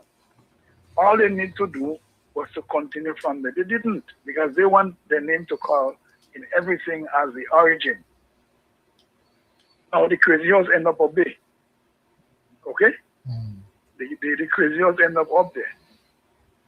Now, you after you spend, let me not repeat that. The hospital that he built, kid built, that he could have tapped his back for it. Now that is an extra cost to Grenada for where maintenance is concerned. If he had taken what the World Health Organization and FAO told him, it would have been cheaper, because why? The salted air is corroding anything that is iron, that is what we may call pan-actinin or whatever, is corroding because of the salted air. Now, this present administration saw the problem and look at what can be better, not only for Grenada, but for the region and elsewhere. So they purchased the land in Calvini for Hospital Polaris and the hospital village. Now look at what is going on. You cannot use the general hospital today to do what Hospital Polaris could provide for. Now, as the Prime Minister says, it lose revenue when these students have to go back to the United States or Europe to do the final course or whatever, to be a doctor or whatever. Good? Now, having that hospital Polaris, these students could finish the entire, what do you call it? Internship. Right, good. They could do everything here Yeah. and be qualified as a doctor. All right? Now, this is a big help. It means that will bring more revenue to Grenada. That means they have to get up and go somewhere else to do that study. Now, in the hospital village, which we don't have now, but we will have, patients coming here after getting attendance might be at a flight risk. Now, hotels may not be able to accommodate them because they are patients. Now, that hospital village, these patients could rent it until they can fly away. Yeah? Now, you can't do that for this present hospital in St. George. Now, that is foresight. That hospital village. Now, the things that they have to do are they for that hospital. There is no place or space for the general hospital to accommodate that. To get this thing done, they did what is right now. And for the NNP, praise them for this valiant effort. They are criticizing it. Every step of it they criticize. Even I heard last night, I had a clip on my phone. I think I sent it for you, clip. Yeah. Right. Where MNPA was saying that they are not going to this turning ceremony. So the government give them the invitation, because they're part of government, they are opposition. Give them the invitation to be there. They refuse, and she make it clear. Okay? That is foolishness. That is irresponsible. I guess maybe the boss, well, I guess they must pass them info to the boss, and the boss will make up his mind whether they will go or not, whatever he goes. But this is Grenada. This is not NNP, NDC, DPM, or whoever. It is Grenada. Look at it that way. No. Look the program last night, the Tsunami meeting. Look at the interest in the people. They said people who have to vote in the upcoming election. You know? Yep. So when you behave like that, should these people who is in total agreement with Hospital Polaris, will they vote for you? When you come in office, what you will do? Will you start the project? Will you continue it? When you're ready, throw it under the bus. These people don't think. You want power. The project is good. With me, I will have support it. Yes? Because today or tomorrow, the government did not survive the election, and I win. It's a good project for me to do. And you don't have much work because most of the money already there. The land, everything is there. I guess contractors already been interviewed or maybe interviewing. Oh, definitely. Because as we don't always say, government is a continuum. So what happens now? They go in there and they meet the project already on the way, and they condemn it now. They don't want to be part of it. What are they going to do? Just pack it up? Exactly. No, so how did I being in that town hall meeting and then hearing you on social media saying those things, even if I'd support you before, I would not support you now because the interest is not Grenada. All you was there, all you have the most chance. No other party had such a chance to develop Grenada. You all had 23.5 years. All the governments that were before you, one term. And you even get 15 seats 3 times. You couldn't see none of these things. Here is it now. Look at your behavior. NNP is gone to the dust. And I hope they support us. But again, a lot of them are not educated. They can't think for themselves. They speak after the leaders speak, which is bad. You're not able to hear me, analyze what I say, to see if there is any good in it or not. But whatever the leader tell them, that's it. Come on, we can't continue like that. This is not politics. This is foolishness. Thank you, sir. Okay, thank you so much. But that is what's taking place anyway. So it's not surprising that you get in this kind of behavior reaction from the NNP. Really, Dr. Pett. Good afternoon. What's up? Good afternoon to the panel. Everything okay? For the time being. All right. Okay. Well, as usual, they make a little short stop. Once my lunch period. You pop in, take advantage of it. So this is lunch for you. Yeah, lunch period. I don't work in government time. Right. Okay. I have an hour. I need to refresh myself. Right. And I will appreciate any comment. Yeah. So I guess one of these days we might just be having lunch inside here. Take a break. It's nice to see because you are giving Carriacou, all the services that they need, especially when it comes to a veterinarian. And then we need as a service that we need badly. So you are filling that gap. We want to say thanks. And these days people are not calling the ministry, they're calling. They call it direct here. They're direct here. I say, well, they're not a ministry in Carriacou. They say they like to call me directly. Well, see, because when they pass on the message, I usually fulfill. Yes. Yeah, well, you see, no middleman. They like to make the direct connection, And then you have been giving them the service as well too. That's why they could brag about calling you direct. Yeah, and there are a lot of work now. This week I went to about 7 houses already by the morning. 7 to 8. Yeah. Wow. Okay. And I still going back this afternoon. Just take a little break and then I go on again. So what is causing from your point of view, the increase in needing to service these? No. Anybody who gets sick sometime. Last week I came up on a Monday.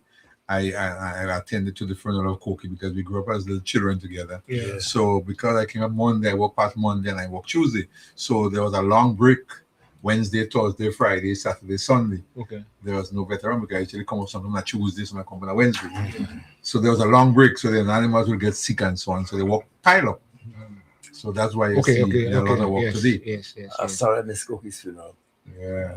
I don't think it was organized proper. Anyway, let's leave that. Don't go there. Leave that alone. Yeah. But there was a good crowd anyway. Despite it was not announced on a long more time in. Yeah. But it was okay. Okay. Well, that's very nice, And like I say already, with Carriacou on your mind all the time, you just can't stay away. All over the economy, all over the night, in the night, in the day, on the weekend, holidays. So they're not necessary to come up, but they have a problem. I talk about what do I do? What could I get? I say, call the ministry. No, you can't call the ministry. We deal with you directly. Yeah. Well, I guess you might be able to use the helicopter when they call you up, just to show up, because no, you can't do that. To take a boat or a plane. Well, yeah, I was talking to a guy and they said, "Way about getting tired." He said, "You get tired." He said, "But you just start to walk." He said, "We can't do it without you in Carriacou." I said, "You're mad or what?" I said, "Coming up on our spray every week for 4 years is not easy. When you see this big swell and the boat going down, like we want to sink, you get panic sometimes." But I'm an old sailor. I saw you. I have been that long in Dover, So the guy said, "Well, let them hire the plane for you." I said, "Nah, man." I said, "I'm a patriot. I'll come up with the boat, man."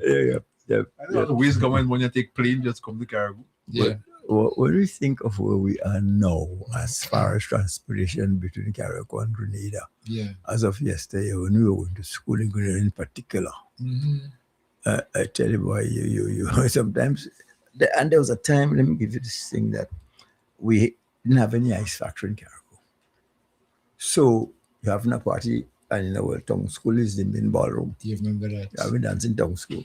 So you have to send to Grenada for ice. Those big block ice. The big block ice in the cockers bag. Yeah.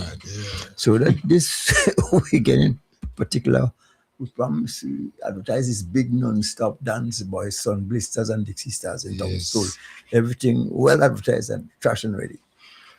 Boy, and that day it was like coming up with the mail, faithful sign, 6 hours. Well, it had bad wind and tide.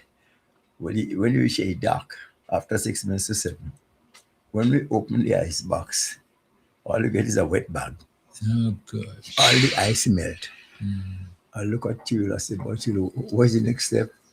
You say, "No, man, we're wetting the beer, let the label come out, they go think it's cold."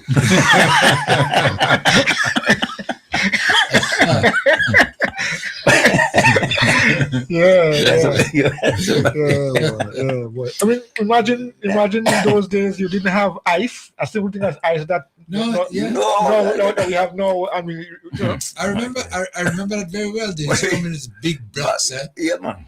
Big blocks, this cockles bag and things like that, And from Grenada. That's what it was. I mean, what are you going to do? And one time there used to be this ice plant down opposite the bank there. I know. In the food story building. Yes. Yes, I know. and then they start making the blocks of ice. I don't know those long, big blocks. Yeah, but it take a long time to make, But we were getting that after a while, so that was a little bit of a ease to that stress. Yeah, you remember that was Bishop's College at one time? But no, Bishop's College was across the street. Yeah, but of course, no, there was a class. Yeah, well, I went upstairs. Upstairs food storage. Yeah, I went to the class. Upstairs. There. I remember that. Just this morning, since you guys were talking about that, looking at all what you're starting from the old police station, right? Okay. And then you go on to Nene Elmina building, which is now Cyril Compton, and then you go on to St. Michael Hall, which was Carriacou premier ballroom, and after that, the church hall, and the church lodge upstairs, come right up the street. Yeah, but don't forget Mr. Lord Shop, right? Lord Joseph. Oh, that's opposite. Opposite. Yeah. Like Bucky shop. Bucky.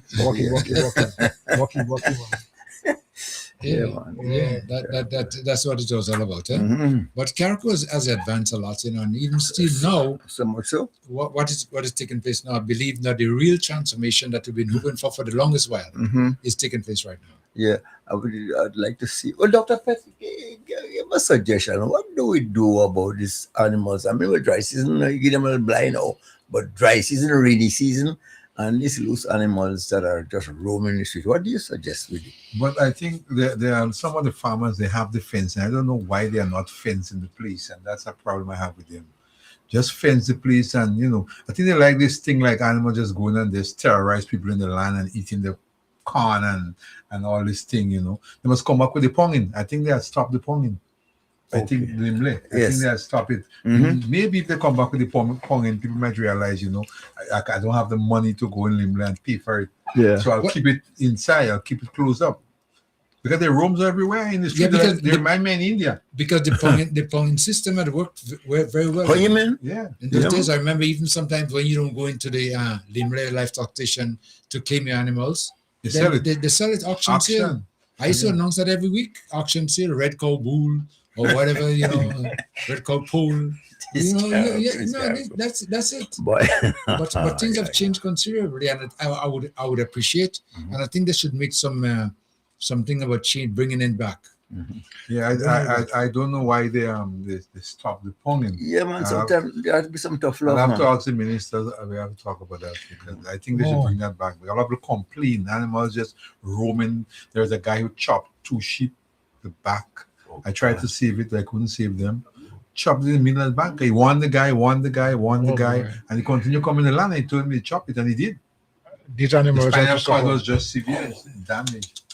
It looked gross, but then wow. But you see, when you're doing for a living and you're looking at the damage that these animals all the do, plants, when you put so much effort into it, really, I mean, it's so.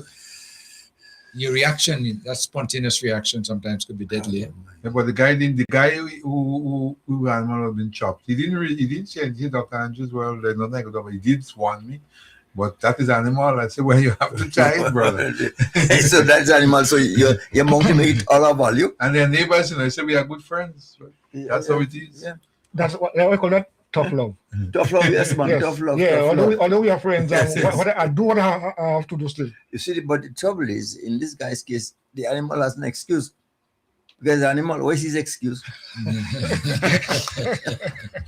It's very difficult to plant your potato and plant your thing and almost there, and then the animal destroys it. Yeah, man. It's difficult. Wow. Especially when you have to sell your produce to make a living. Yeah. We have to be a little more responsible. People nowadays to careless and carefree about. As I talk about the whole thing about ponging, I remember. I don't know, Kim, if you could remember.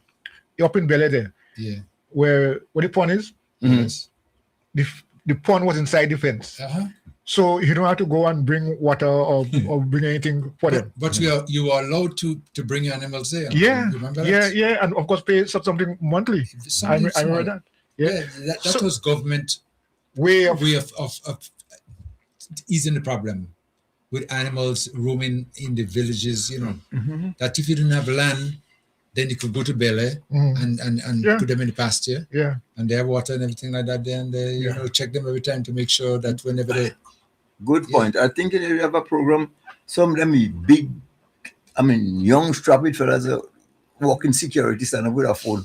Then one put some cattle inside and pound them. Pound some cattle. There's too much of security, man. Too much of security in this place. All the good security. Yeah. Well, I wonder when are we going to really seriously address that problem? Because it's a problem. Dr. Petty just talking about a fella just chop a sheep and so on, and you almost feel sorry because it's an animal. Yeah. Right? That's really gross, It's gross, yeah. But so the problem needs to be solved, not just from one level, but of course it brings enmity among people too. You leave your sheep, your goat or whatever, just roaming and somebody see it in their land. So I think it has a serious ripple effect in the way we live with each other as well as in the destruction of plants and so on. So we need to address it. It does make sense. Looking back now and say, boy, in those days we used to have that. So why can't happen now? What happened to these days, not those days? See, we spend the rod and spoiling the children. But the guy who chopped the animal, when the man told me who chopped the animal, kind of surprised. I said that one have to chip because he's such a nice guy, Yeah, and when I spoke to the guy, he said it really ran out of patience. He ran out of patience. There's nothing else he could have done. But I can't do that, It's difficult for me to do that. I can't kill fowl. No. Somehow. We're talking about the 4-feet animals that destroying the crops. Yeah. But we have the 2-feet animals as well too. Just as many. Unfortunately. Yeah. And that's another problem again. That deters a lot of farmers sometimes from doing a lot of agriculture because of the fact that they are not getting the produce to come to market. It's been marketed before them. Because even that came, there's a case in Grenada where I went, a good friend of mine, I went to look after his quote, sheep and so on. He planted cabbages. He used to be working in Grenada, like retired now, and he doing farming. So you have goat, sheep, and the man have camera, and they could put camera in the land where you can't see the camera. Yeah. Small things. The man actually saw the guy on the camera. The police saw the guy on the camera, and they done nothing. They only prolonging the case. So the guy said they don't want to take the law out of his hand. Actually, they know the guy now. They didn't arrest the guy. They didn't go to the guy. I mean, ridiculous. But that is one, our legal system here in Grenada that needs addressing, boy. I think we was a Republican in America. Yeah, okay. Yeah. That too much of things and those. No, you're hearing out there. I was expecting Mr. Collins coming in for about 5 minutes to make some announcements. It seemed as though could you just double check and see if he sound like him. Yeah, sound like him. Yeah, because there's some important thing that he wanted to speak about. Quickly, and I think it just might be okay. Yeah. But as we're just speaking about the problem that we're having now, with the animals and with people, predatory larceny is another story that needs to be addressed. Terrible, because if we don't do those things like that, it's going to deter people from producing what they need on a regular basis, and that would be so good, because if you're promoting agriculture, I mean, you need some things to encourage you to continue, especially when you're doing it for a living. And there's no compensation because the guy come and thieving your plantain, thieving your cabbage, and then you're prolonging that case, and they never solve the problem. As you say, no encouragement. With tough love, too much pat on the wristband. Some people, there has to be a consequence for your behavior. And sometimes somebody up in years that could have to work so hard on a youngster with all his muscles go and steal. Yeah. No, man. Gotta do better than that. All right, okay. I told you we were expecting Mr. Collins, who's the manager of Grand Lake in Carriacou, and he has some important information he wants to share with us. So, Mr. Collins. The man to share some light. Shed some light. Good afternoon. How are you doing? Right. I'm good, thanks. Thanks for the opportunity, Kim, to be in such esteemed company. Okay. And senior companies as well. Yeah. Yes, I just thought it was important to just pass by. We are trying our best to promote our e-billing platform. Yeah. And you're aware that Pitimatic has been challenged since after the hurricane, where we do not provide office support to the customers up there. So essentially, customers will have to come to Carriacou to have the bills paid and all of that.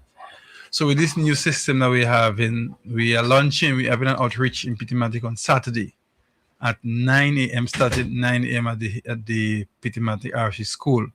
So we are reminding customers to be there from 9 o'clock on Saturday, where we can use the opportunity to allow them to have access to their bill online. So they can pay online, they have access to the bill online, they can look at all the history online. So at least it doesn't have to, you're providing an opportunity where they can pay at their own convenience, and that doesn't necessarily have to come to the office to pay the bills. Beyond that, as of April 30th, the company would not be generating any paper bills.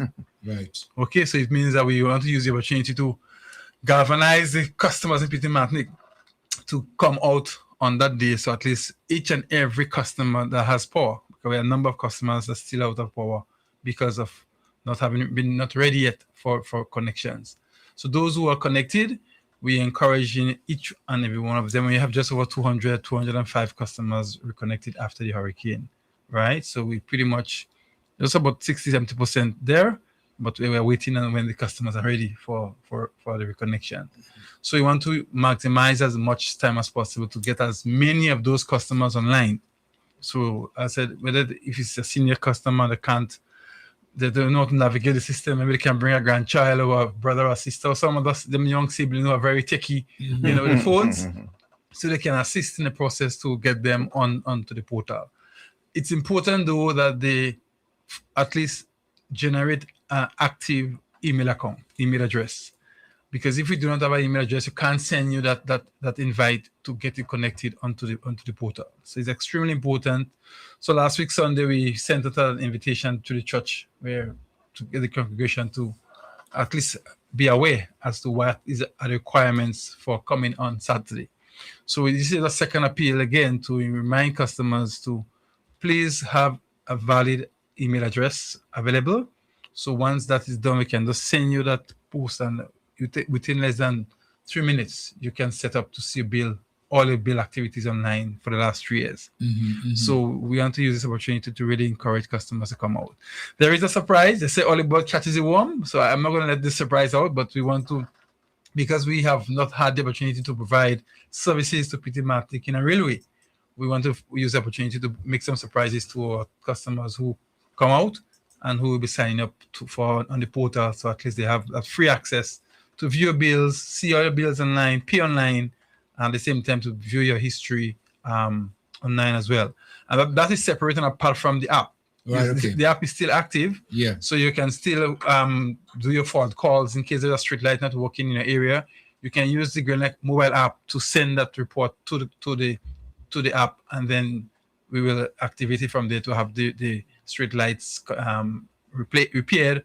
Whatever other issue that you may see out there, maybe a pole that a guy wire has been falling apart or pole leaning, you can use the app to make that request. And then we can now process that request through service orders and have that work done.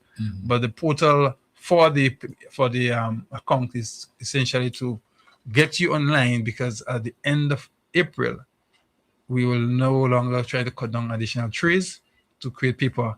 So to scrap the paper thereafter.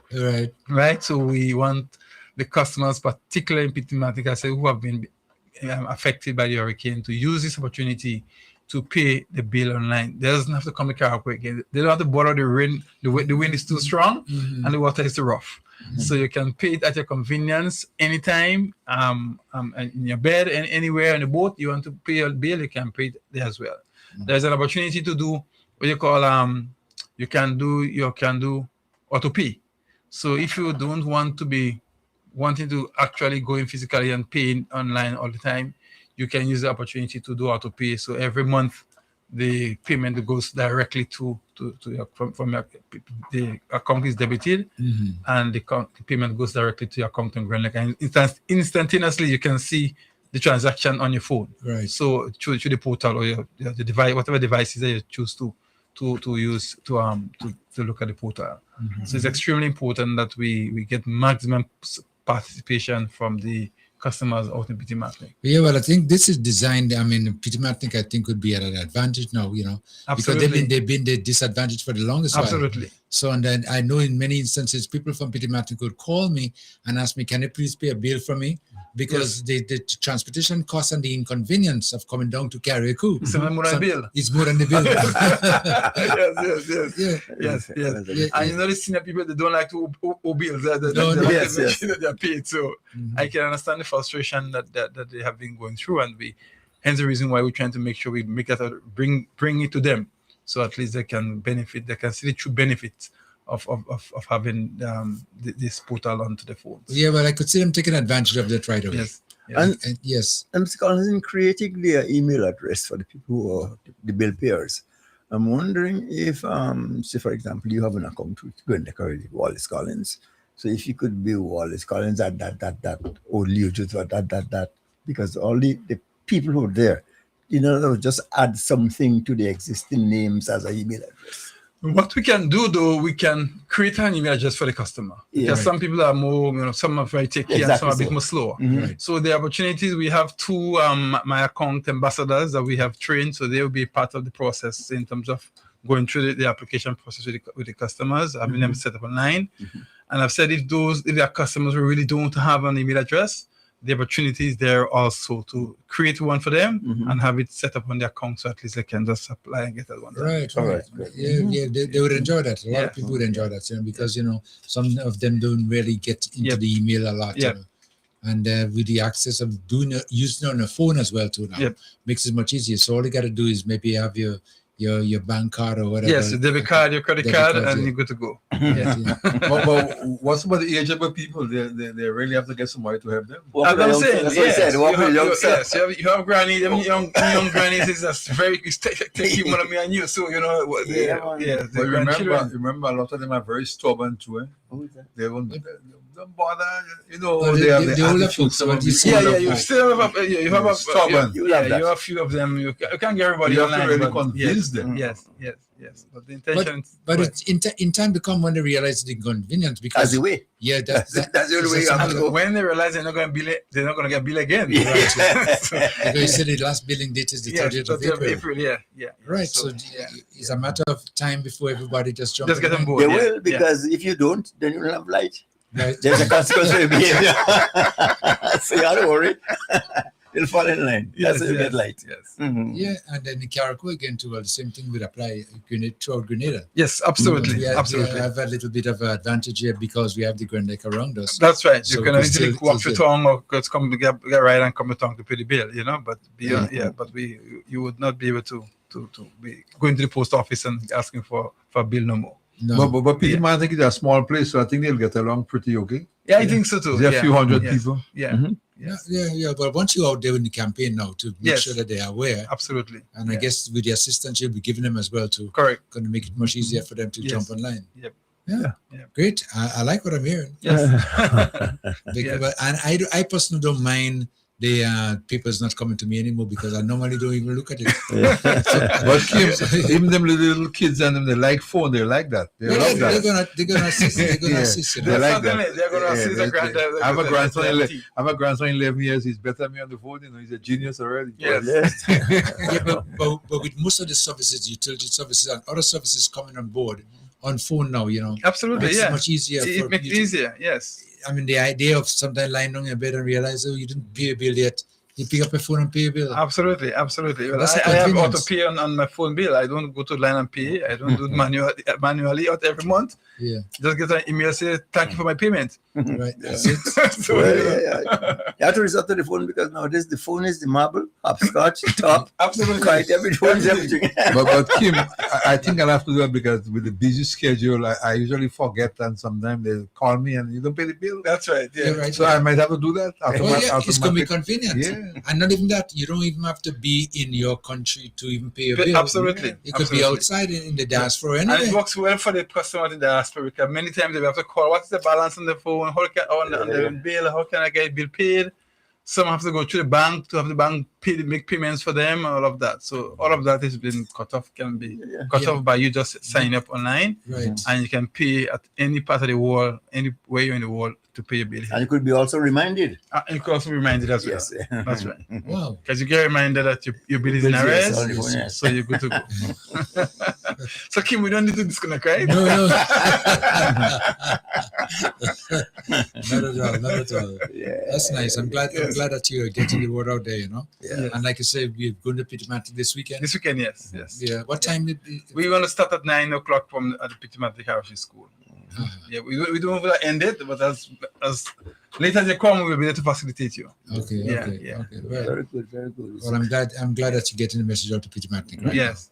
So they could jump on board and take advantage of the service Absolutely. as soon as possible. Yeah. Yep. Great. Really and truly shed some light today. Yes. I like this college, yeah. Yes. Well, yes, your final words. Thank you. Thanks again. And as I said, we're looking forward to the customers in Pitamatic coming out and being part of the process and make it a seamless one. Mm-hmm. So at least the challenges that they're experiencing is pretty much eased up. Mm-hmm. Okay. Yeah. Someone just messaged me, and they were saying, what about mainland Grenada? Do you have the service available on mainland? Absolutely, as well? But for people who in the same area, they don't have where the services cannot be paid by not in online but in person. They'll be able to use the service anywhere they are. Anywhere there. Yes, anywhere there. Because there are some ambassadors that are assisting people in different areas as well, in Western Union, where they pay money to Grand Lake as well. So there are different locations that the ambassadors will be out to can assist customers to get online as well. Yeah. Yeah, the only difference is no people will be given to them No people. in a normal place, so they would Absolutely. have to access their That's right on phone. On phone, yeah. Right. Yeah. Okay. You can provide the account number, then the ambassador will assist you to get the account online for you. Mm-hmm. Yeah. But as you just mentioned, the app that you use right now and the one for paying is a different one, right? Totally different. Correct. It's different. Yes, it's different. The app continues to provide you with your balance as well. Right. But it also provides you to do fault reports. Right. The portal doesn't give you that opportunity to send any fault report to say there's a street light not working or a broken pole or a leaning pole. The app will do that for you. You can do that through the app. But the portal is for you to at least get access to your bill. Pay. So you can open the bill, you can pay the bill, you can view your bill, you can look at your history, you can monitor your consumption for the last 3 years, your payment for the last 3 years, so you see how your oil is burning. Pay up, let's pay up. Yes. Right. So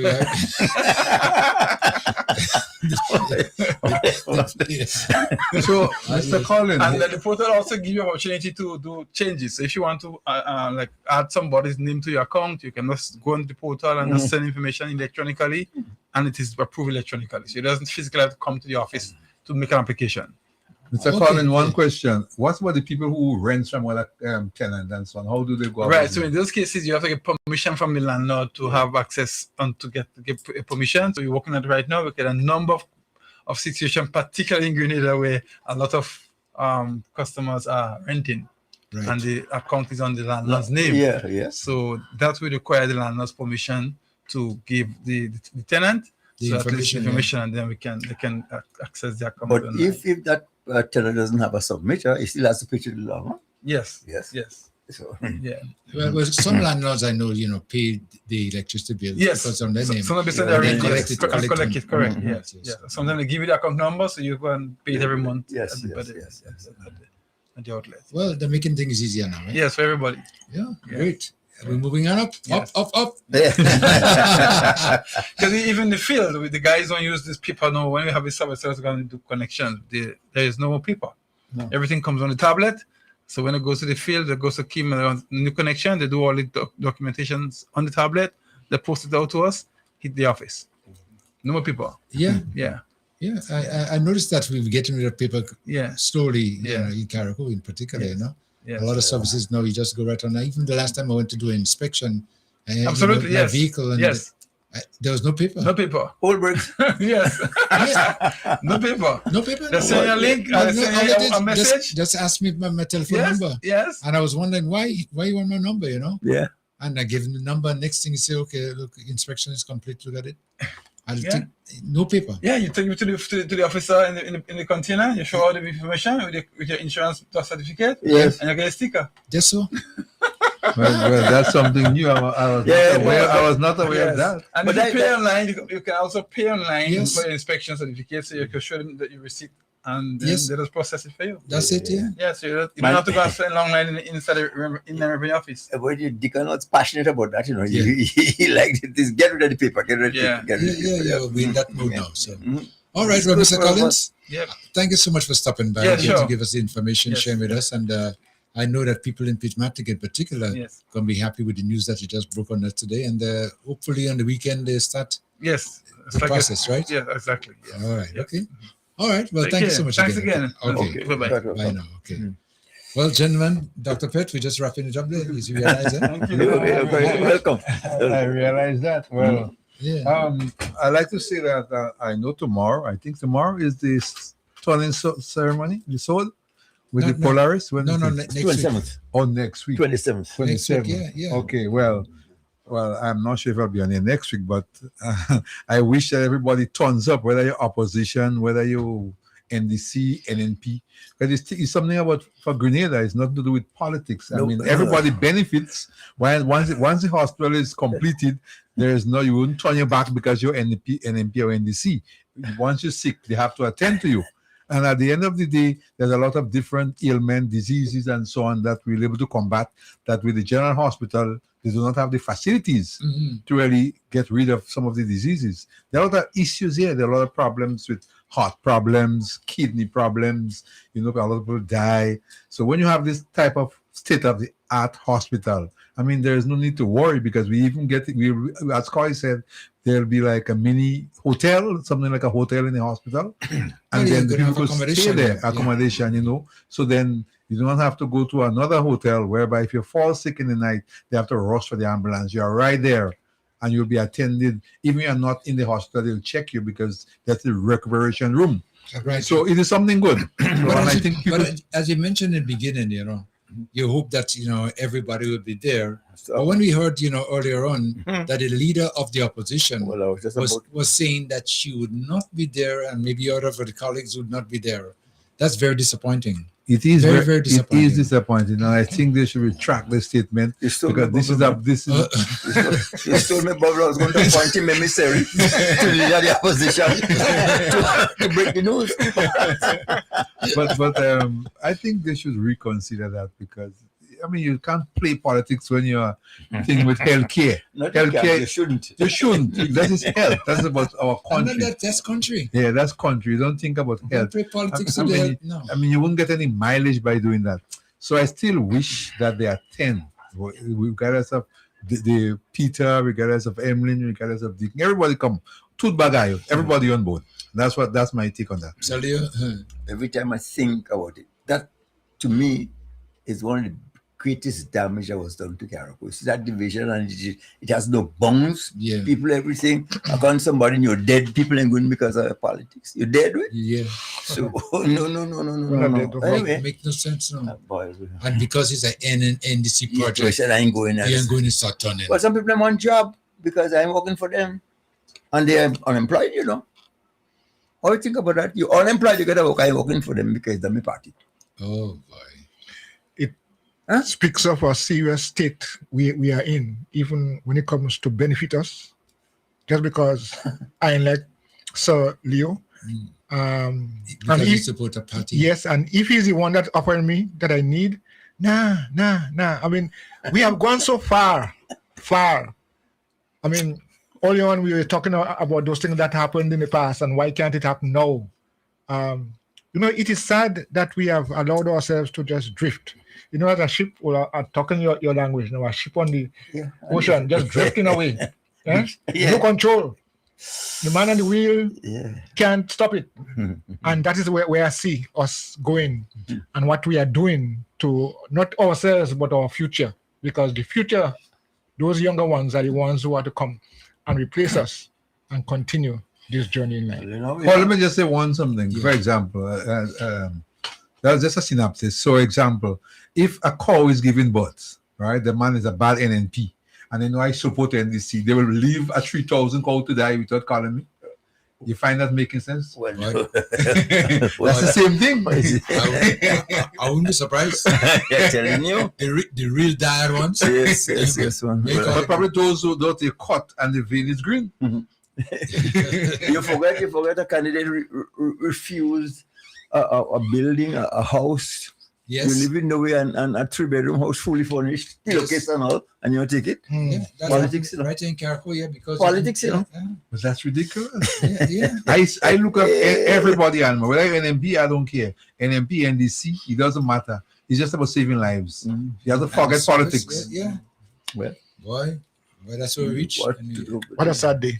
But in time to come, we're going to get there slowly. It takes time, though. The education, going back to school and making sure that everybody gets a proper education. Remember crazy in time to come? Yeah. You live to see a black man become president. He says, you may want to say in time to come, that will happen.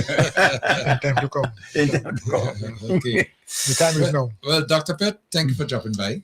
Always a pleasure. Always. Once I'm in Carriacou and I'm free, you'll see me, even if it's 10 minutes. And so do you? Yes. Well, as always. Thank you so much, man, and appreciate the fact that we have the task ahead of us is a heavy one, and we have to just keep on going.